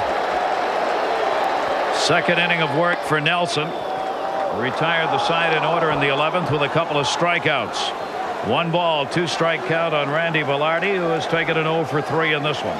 He has the one that he'll start right at a right-hander, try to freeze him, catch the inside corner. Then he'll start one about middle of the plate, try to get the righty to chase it.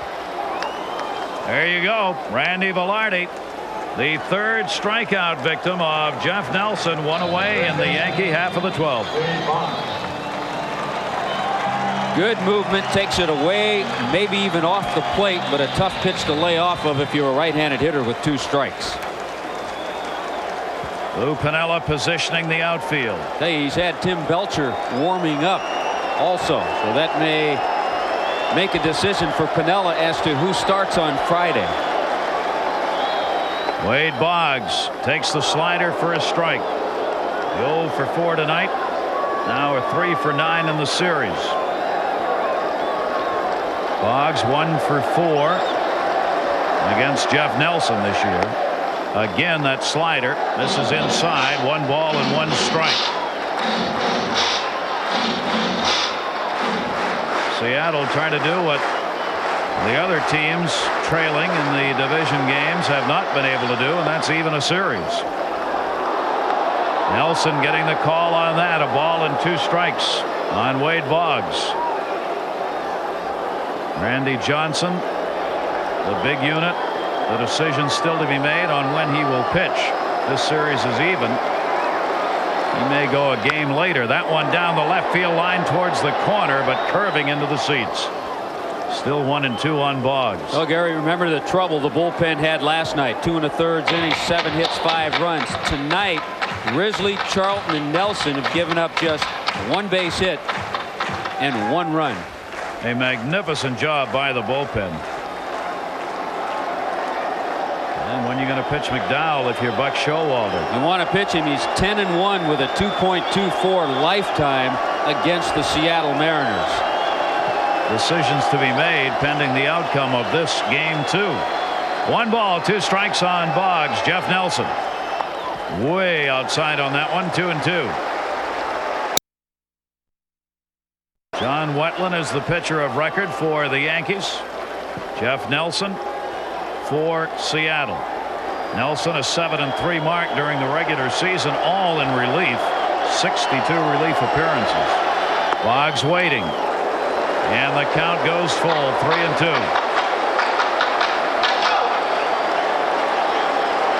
See if he stays with that breaking pitch that's been his bread and butter here in the last inning.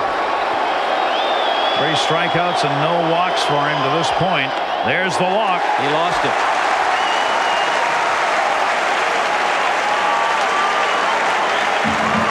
The Yankees get the potential tying run on with 1 out in the 12th inning.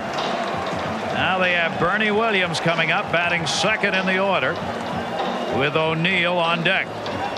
If Buck Showalter makes a move, of course, Boggs has that sore left hamstring. Probably bring a pitcher in here, won't he?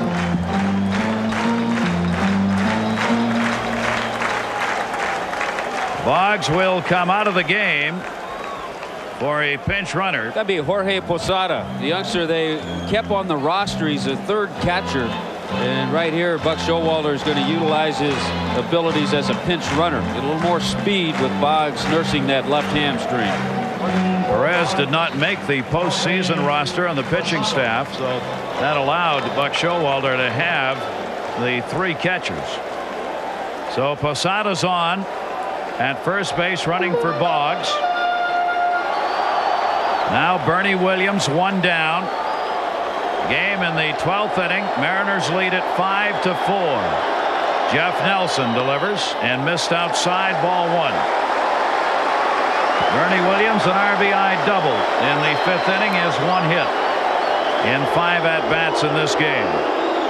Well, I didn't waste any time for Lou Piniella to make the call to the bullpen. We told you he had veteran Tim Belcher down there warming up. He's bringing him in. Did not like what he's seeing from Nelson on the last couple of pitches, so Nelson's gone. Belcher's in.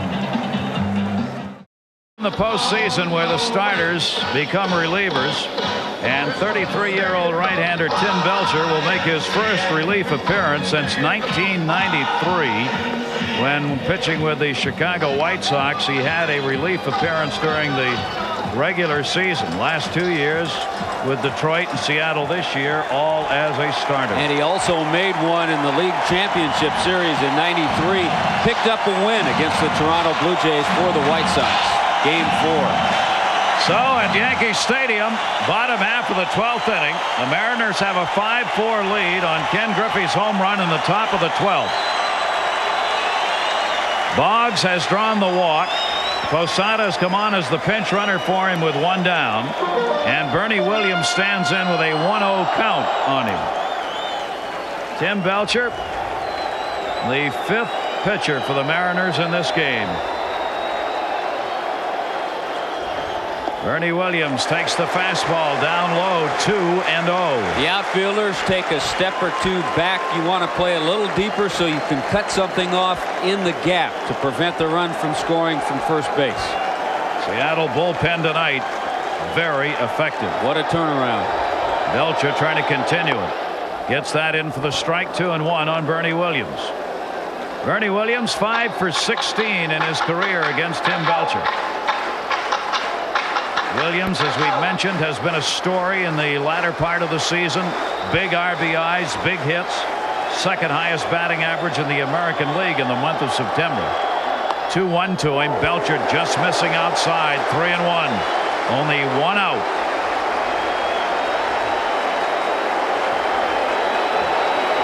Former Rookie of the Year in 1969, pacing Lou Piniella.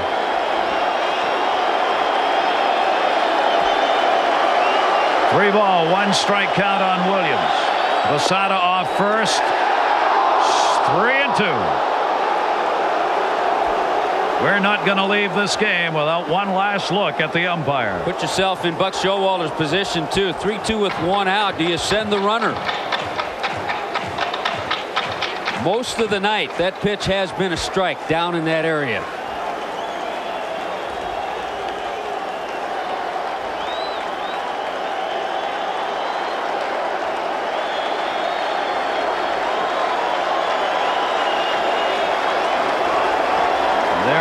Many of the 57,000 plus still here. Most. 3-2-1 down. Delivery to Williams. He walked him.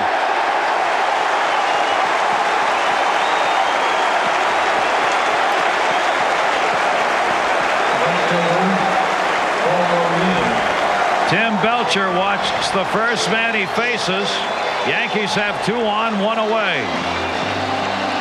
And the reason Buck Showalter did not have Posada running, he's got the meat of his order. The last thing he wanted to do was run himself out of an inning, possible double play. He wanted to give O'Neill a chance, possibly even Sierra. Power numbers for Paul O'Neill against Tim Belcher.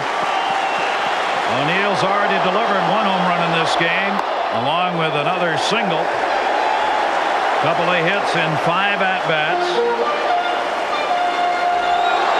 Their leading RBI man up here with runners at first and second and 1 out. Infield looking for the double play ground ball. O'Neill takes the off speed. 2-0. The only thing that's tough when you bring a starting pitcher into a relief situation, especially when he started all year, all of a sudden he's in uncharted territory. He's not familiar out there. It's a different situation. I guess the one that comes to mind to me is Steve Rogers pitching to Rick Monday in 1981. Expos and Dodgers. Very tough. Paul O'Neill, a .290 hitter with runners in scoring position. Yankees down a run down the left field line. It is a looper. Diaz charging. Oh, what a play! What a catch! They were playing O'Neill to pull the ball. Diaz ran a country mile. A sprawling catch. The runners still at first and second and 2 down. A few innings back when Diaz pinch hit, Lou Piniella didn't hesitate to keep him in the ball game and stick him in left field. Vince Coleman left the game because of that. Certainly not hurting on defense. We told you about Diaz making some great plays when he filled in center field for Ken Griffey Jr. A long way to go, keeps the concentration, and a 3-point landing. Paul O'Neill was closer than he thought to a base hit on this.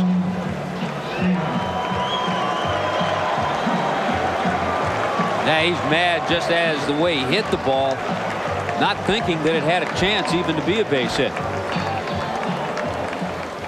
Lou Piniella went out to have a word with Tim Belcher.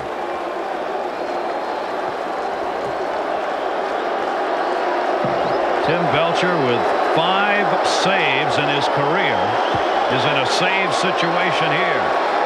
2 down. Yankees with 2 on. Ruben Sierra. Outside corner strike. Sierra delivered a home run in the 6th inning. The first of back-to-backs hit by Sierra and Mattingly in the game. The designated hitter trying to at least get this game tied up here in the 12th inning. Belcher staying away from him, missed a ball and a strike. On deck, the Yankee captain. Lou Piniella so far has registered a 5-mile walk over there. Swung on left field. Diaz back at the wall. Diaz looking off the top of the wall. One run in. Yankees can win it. Relay throw coming. Soho front of the plate, and they got him. It's tied up. The game is tied. Soho on the relay to take out Bernie Williams will end the inning. Posada scored. Sierra, the RBI. We go to the 13th inning, tied at 5. He's tied the game up. He's got 2 RBIs in it. Sierra showing his power the opposite way. He thinks he may have hit one out. Doesn't really matter how he runs. And Diaz gets caught in between. Went back, thought he was going to play, and then got too close to the wall. Comes up with a good throw to the cutoff man, and the relay to the plate is perfect. Soho made that relay. It was a good one. Liric's back, puts it away. And you cannot fault third base coach Willie Randall. Bernie Williams, you send him, you take the chance. It took a perfect play by the Mariners, 7-6-2 to get the out. What a ball game. Tim Belcher angry with himself. Doug Strange has popped out to Liric's. Russ Davis has come on to play third base. Yankees Boggs came out for a pinch runner, so Davis is in at third. And subtly, 25-year-old Mariano Rivera become the pitcher of record for the Yankees, and Tim Belcher for the Seattle Mariners. Each team getting a run in the 12th inning. 5-5. 12th inning of the home team ending on a play at the plate. Perfect execution by Seattle on that.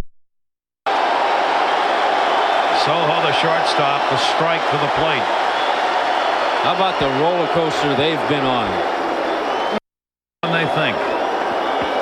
0-2 the count, 1 down. Tino Martinez. Foul.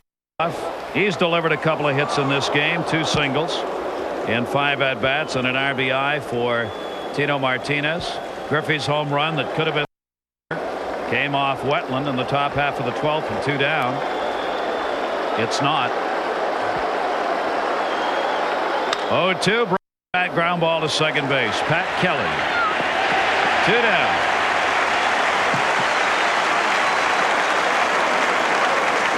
Seems like every player that steps up has been involved in an incredible play. I'm thinking of Tino Martinez, the 3-6-3 double play. Here comes Alex Diaz with the beautiful catch last inning on the looper by O'Neill. This is going to be one of these games when you start breaking it down to review it, you have to play the whole game again. There have been so many spectacular plays. Alex Diaz, who made one of them.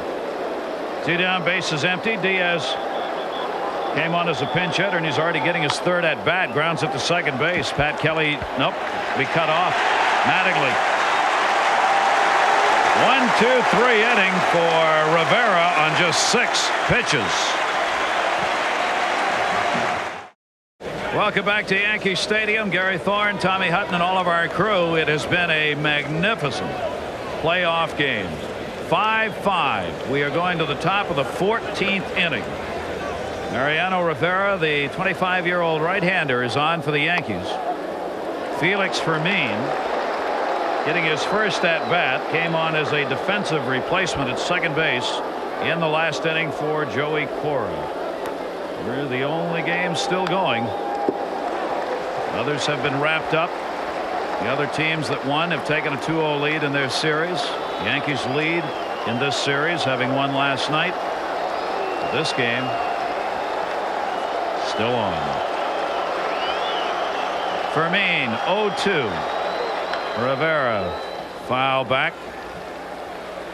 We now, as Tommy and I were talking between innings, have 2 starters in this game on the mound. Yeah, you have a situation with 2 pitchers out there who can go for a while, and also with the changes that have been made, you can pitch around certain hitters in the lineup because of it.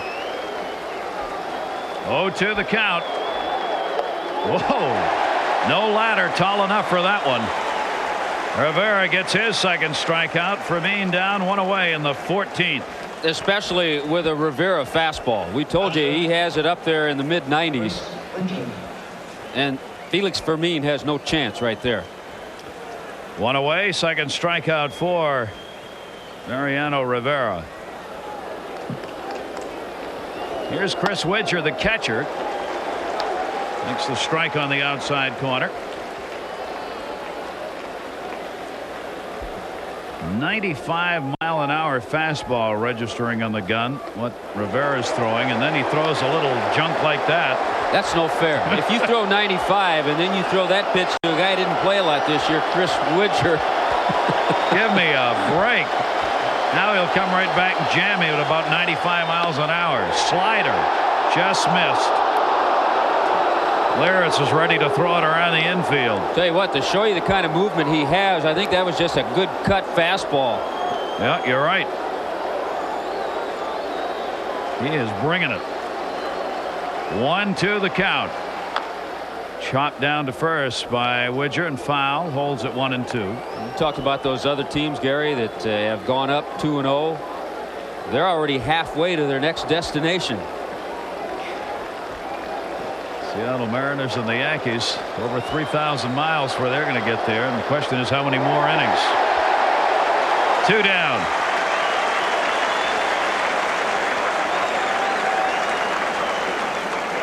Well, you can see why the Yankees like Mariano Rivera. Good slider right there to go along with that 95-mile-an-hour fastball. 6 batters. Nobody's hit the ball out of the infield. He struck out 3. Luis Sojo 2 down, bases empty here in the 14th inning. Each team scoring a run in the 12th inning. Griffey had a 2-out homer to put Seattle on top.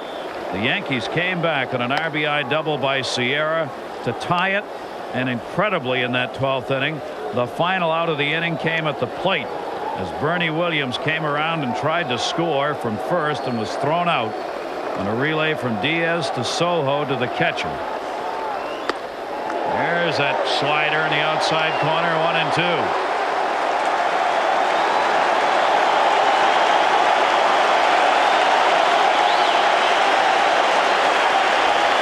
What movement, huh? Wow. Good moving fastball. A 1-ball, 2-strike count. The Yankee faithful, as vocal as they were yesterday. A ball and 2 strikes.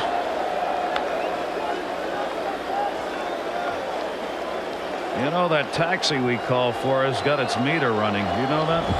I hope you brought a lot of cash. The 1-2 struck him out. Mariano Rivera strikes out the side. 7 batters. Nobody's got it out of the infield off him. Back from your local stations. Russ Davis leading it off for the Yankees in the bottom half of the 14th inning.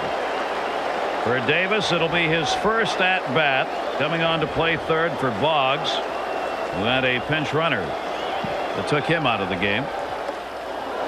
Tim Belcher still on. A check to see if he went around. And no. 2 balls and no strikes on Davis. Youngster who does have some power. Last 3 years in the minor leagues for the Yankees, he's averaged 24 home runs a year.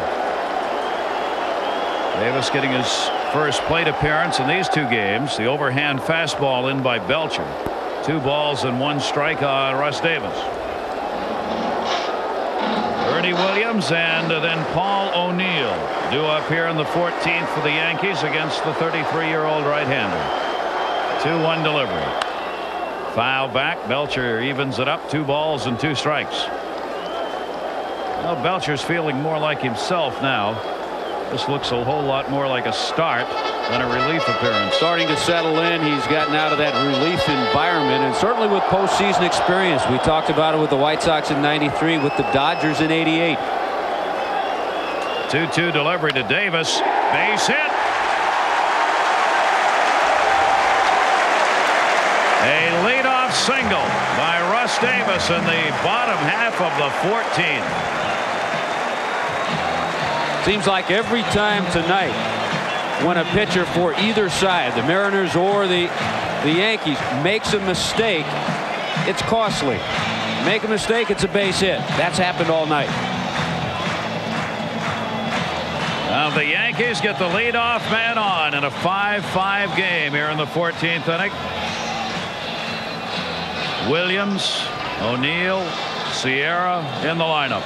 You go back to Norm Charlton. 4 innings. He made 1 mistake to Paul O'Neill. John Wetland in his work. The 1 mistake to Griffey Jr. The long ball. It's kept this game going. Strange in at third base. Bernie Williams waiting. Does not show bunt. Takes it up high for a ball. Bernie Williams, an RBI double in this game. Has drawn 1 walk. His 7th plate appearance of the game.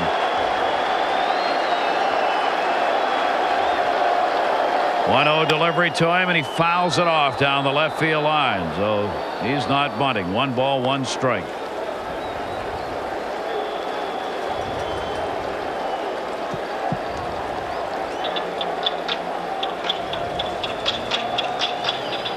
Tommy and I were talking about the game in 1986 in Houston, the Mets in Houston.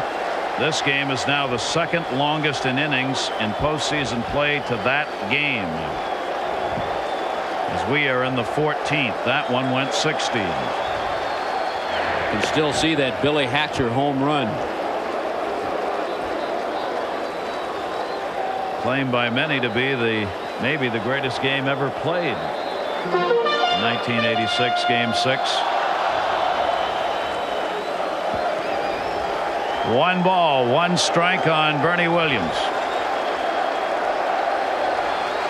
Russ Davis, the base runner at first. Belcher, the 1-1. Foul back. 1 ball, 2 strikes.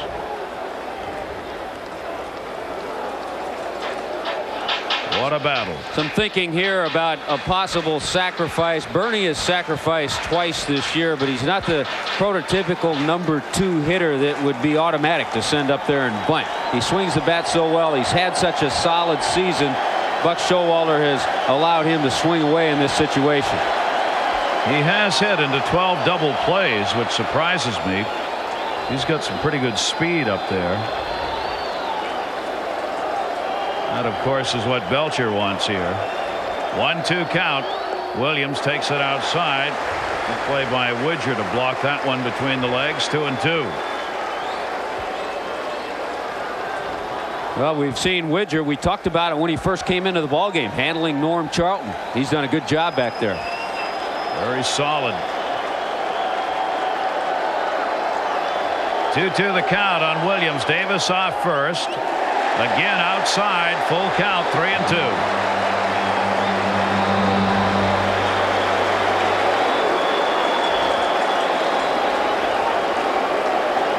Hasn't had a lot of sleep the last couple of days.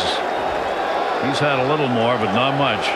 They're not going to get much tonight either. What they get will be in the air at some time. We think we got a taxi bill. They got a jet with the engines running waiting. 3 balls, 2 strikes. 5-5 game, 14th inning. Davis at first base. 3-2 delivery. Bernie Williams line drive, chance for 2. They got it. Felix Fermin.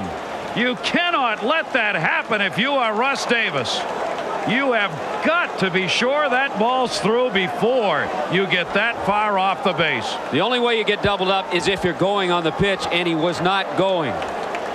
Not going. There's the pitch. It's right in front of him. Now, after 2 or 3 steps, it's too late, and a heads-up play by Fermin to double him off. He just shuffles off. He's not running on the 3-2 pitch. He picks the ball up too late and can't get back to the bag. A mistake by Russ Davis. There are 2 down. Here's O'Neill. His home run came in the 7th inning that tied the ball game up at 4-4 at the time. Nobody's got to tell Russ Davis anything. 1-0 count. Neal also has picked up a single in this game. His 7th plate appearance. 2 for 6. 2-0 count.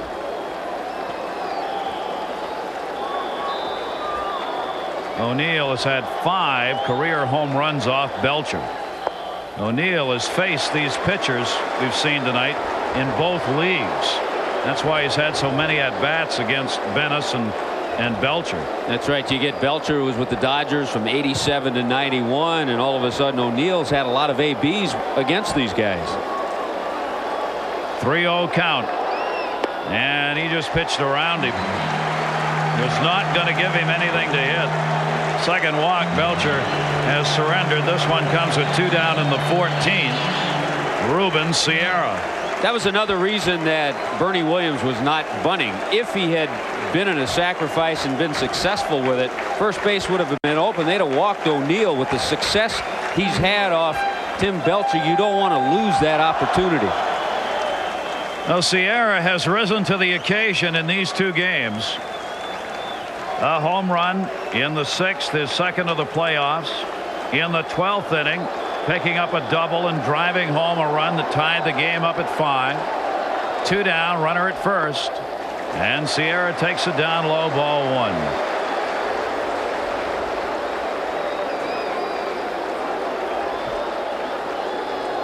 Ruben Sierra, what an acquisition he has proven to be for the New York Yankees. Yet there was a time after he came where he had his agent call Buck Showalter to complain about the fact he wasn't getting enough playing time. Well, the thing was, too, his agent called Buck Showalter about 5:30, 6 o'clock in the evening in the manager's office. Got the direct line. Whoops. Sierra, second base. Felix Fermin. We've completed 14. Griffey will be coming up when we come back to go to the 15th inning. Can he do it again? 2 for 5, a single, home run, sac fly. Looked like a game-winning homer in the 12th inning. The Yankees came back in the bottom half of it to tie it up. Mariano Rivera evens it up at a ball and a strike. Pretty good matchup right here. A couple of 25-year-olds. Rivera with the good heat, also a slider. Griffey takes the off-speed pitch that time. 2 balls and 1 strike. Rivera is not afraid to throw the repertoire and challenger. He's done an outstanding job as 4 strikeouts. Misses with that one. 3 balls and 1 strike now on Griffey. Rivera has not walked anybody.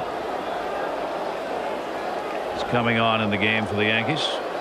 3-1 pitch. That one off the fist to center field. Bernie Williams. Griffey retired, 1 away in the 15th. We haven't seen many examples of it, especially with Junior going deep. But every once in a while you see maybe the effects of the broken wrist. Couldn't quite turn on that ball. Had a hitting situation, got the fastball. Also may have been a little surprised with the zip that Rivera has on the fastball. Good pitch by Mariano Rivera. Talk about gaining some experience. Rivera's doing that. 2 2/3 work, no base runners, 4 strikeouts for him. Now faces Edgar Martinez. Martinez has had a 2 for 5 ball game. The designated hitter. 1 ball, 1 strike. How about some of the young players that have gotten into this game gaining experience? Russ Davis, Chris Widger, Mariano Rivera, Bill Risley earlier in the game. yesterday. Yesterday. There's a song there somewhere. 1 ball, 1 strike. 1 down, base is empty. Foul back by Martinez. Ball and 2 strikes. There are many Yankee faithful still here as part of that 57,000 plus house and still applauding. What school? What work? 1-2 delivery. Swung on, hit right up the middle. Right underneath the glove of Rivera. And Martinez. Mercy, mercy, folks. The umbrellas are going up. It is raining here in the 15th inning. You talk about a batting champion and a beautiful swing. I know they do, but I hope the fans in Seattle appreciate getting the opportunity to watch Edgar Martinez and Ken Griffey Jr. Jay Buhner.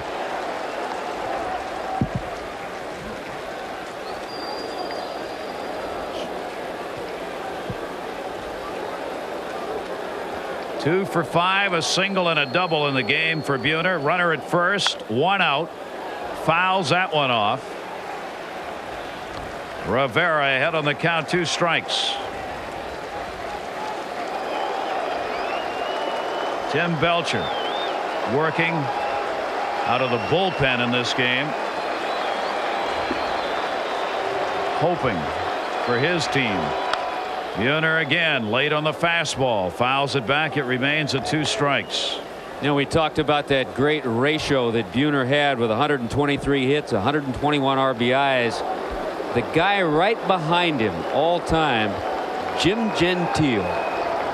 And I know Marty Aronoff saw Jim Gentile play. And he could play. Gentile, a big stick, Baltimore. First base. Diamond Jim did it in '61, had 147 hits with 141 RBIs. That's production, huh? 0-2 delivery again. Buhner takes it inside. Rivera 1 ball 2 strikes on him, 1 down. Edgar Martinez on at first base. 15 hits now for the Mariners, 10 for the Yankees. Each team with 5 runs. Junior watching. 1-2 delivery. Buhner rips it up the middle. He's got a base hit. Bernie Williams coming in to get it to hold the runner at second. Martinez stays there. And with 1 away, back-to-back singles by Martinez and Buhner have put runners on at first and second. Well, a couple of things you have to think about now. The outfield grass is getting more wet after the rain falling. Got wet earlier with the rain we had this afternoon in the New York area. You also have a slow outfield, so the outfielders have to charge the ball. Bernie Williams came in and got that ball in a hurry. Sterling Hitchcock's warming up to make sure the runner, in that case Edgar Martinez, stayed at second base. But also keep in mind the ball's going to be wet when it gets into the outfield now. It'll be much tougher to throw. Here is Doug Strange. Third baseman, Doug Strange. 1 down. Runners on at first and second. Strange 0 for 2 is grounded out and popped up since he came on to play at third base back in the 10th inning. He got his first at bat. And Rivera's pitch misses up high. Ball 1. The Mariners threatening again here in the 15th inning with 1 away. Doug Strange check at second base waiting. That one is on the inside corner. 1 ball 1 strike.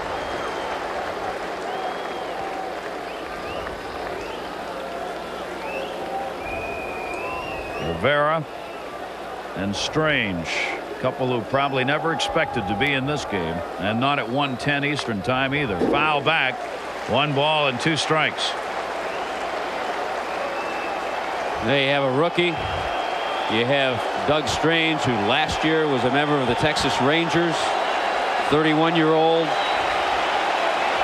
and a 25-year-old. Strange has been a journeyman baseball player and a good one. 1-2 delivery. Just missed. 2 balls and 2 strikes. How about the umpiring crew?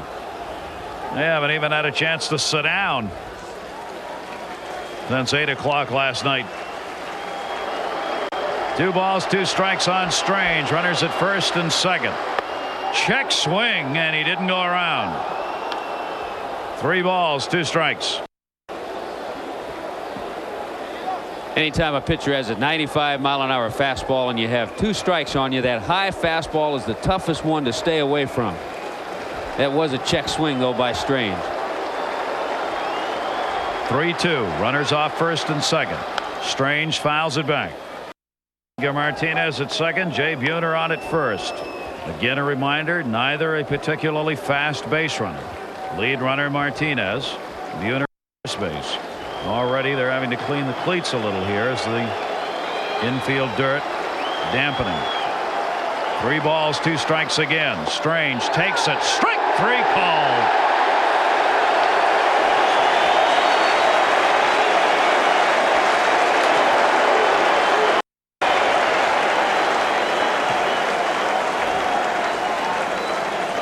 We've seen a lot of pitches in this same area all evening. The 15 innings, we've seen some even lower than that called strikes. So Strange really can't complain because Dale Scott's been consistent most of the night with that pitch that's down. You got to know when you go up there. At this point, it's going to be a strike. First and second and 2. Tino Martinez.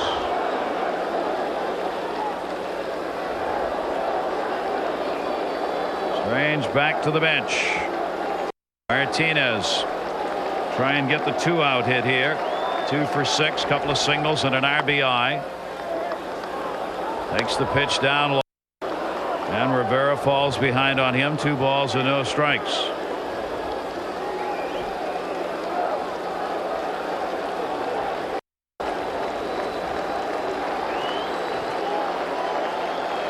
Martinez off second. Buhner off first. Ooh. Fernandez got caught. The shortstop jockeying with a base runner. He was all the way over to second base on that pitch. A little bit of a mix-up. I'm surprised Tony hasn't talked to Mariano Rivera. When this pitch was delivered, Fernandez was close to second base, right behind Edgar Martinez, and Rivera went ahead and threw to the plate. The call, 3-0. Would you green light Tino Martinez here with 2 down? They did. He bloops it out to center field off the fist. Bernie Williams there. No runs, 2 hits, 2 left on. Bottom of the 15th from Yankee Stadium at 5-5.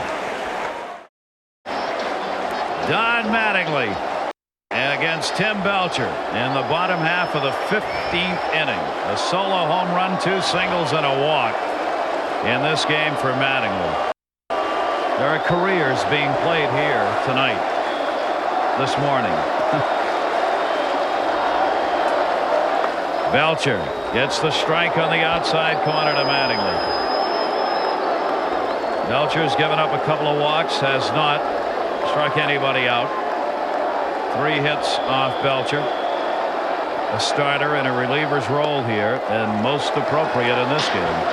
1 ball, 1 strike to Mattingly. And you have to go back and give some credit to these 2 guys, Belcher and Rivera, who've come into this ballgame knowing that if they make a mistake, they'll pay. Mattingly to short. Soho to play. Got him. They had moved around, playing him to pull. So Luis Soho was towards that second base side, 1 away. Nice charge by Soho to come in on the ball, play a little tricky hop, stay with it.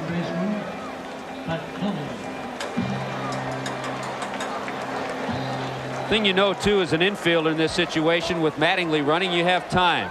But he gets that hop, watches it into the glove, and then completes the play. 1 down, nobody on here in the bottom of the 15th. Pat Kelly had only 1 plate appearance, had a sacrifice. Kelly playing at second base. And Belcher gets the strike into him. Kelly struggled mightily at the plate this year for the Yankees. Down low. 1 ball, 1 strike.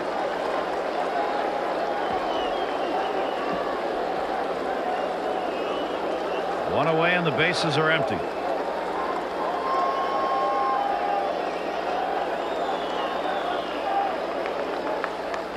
Belcher's overhand pitch, foul back. 1 ball, 2 strikes on 27-year-old Pat Kelly. Kelly in '93 had hit .273 for the Yankees as they watched from under the umbrella. 93 games last year, hit .280, so that batting average this year just a real surprise and disappointment for him and the Yankees. He's just shown himself over a couple of seasons to be a better hitter.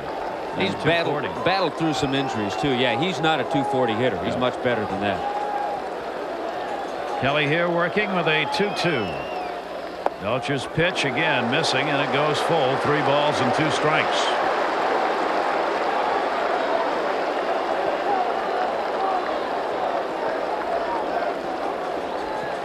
Five hours, 9 minutes, and counting. Time of this game. Walked him.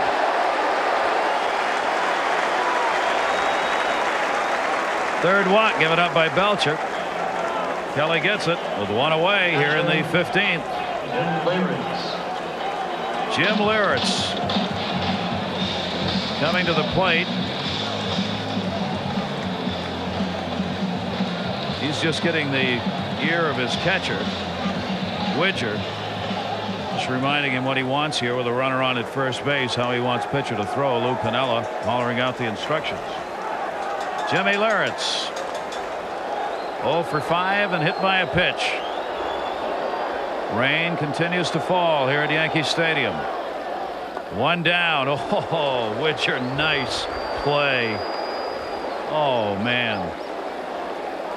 He's shown some reasons why the Mariners have him as their backup catcher. Keeping the ball in front of him.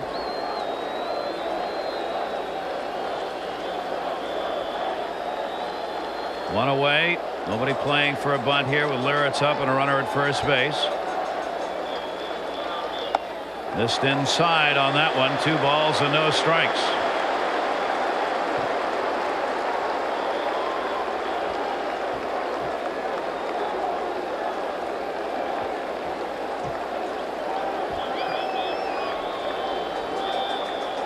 Not a big lead at first for Pat Kelly. The slider misses. 3-0. You know, but just looking back, Gary, at my scorecard, then again, that's like reading a novel. But the Yankee bullpen has not walked anybody. Wickman, Wetland, Rivera. The Mariner bullpen has gotten by with a few walks. They've been walking that tightrope. Dangerous territory. Wells will get ready in the bullpen now for Seattle. You also have a team that is used to playing half of their schedule indoors, not having to deal with the sloppy mound, the wet grass in the outfield, the rain coming down. 5-5 in the 15th. Raining a little harder. 3-0 count. Leyritz takes the strike. Belcher just puts it in there. 3-1.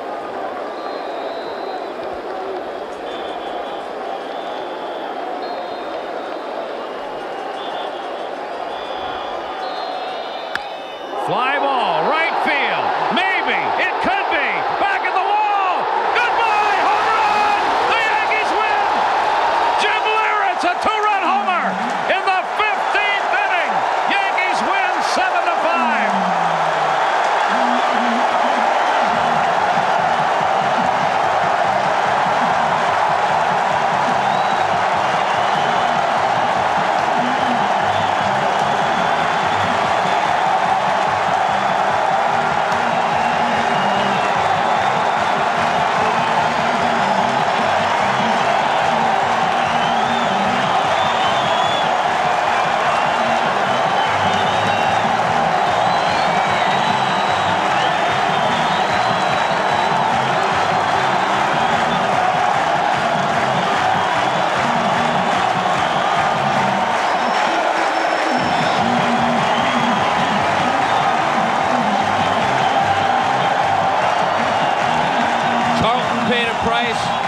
Wetland paid a price.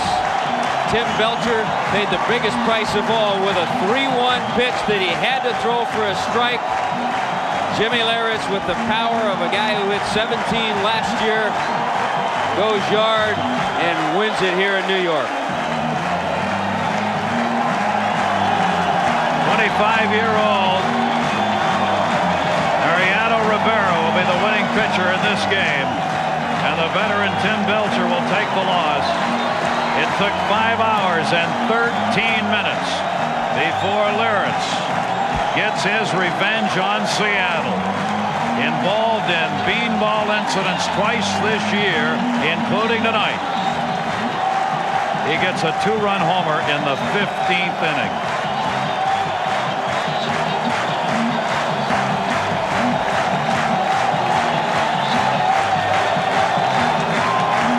We talked about all the mistakes that were made in the ball game tonight, and every time a pitcher made one, it was costly.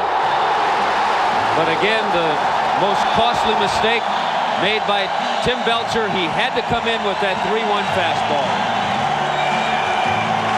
12 runs and 27 hits between these two teams in a classic confrontation. And the Seattle Mariners will head home down in this series 2-0.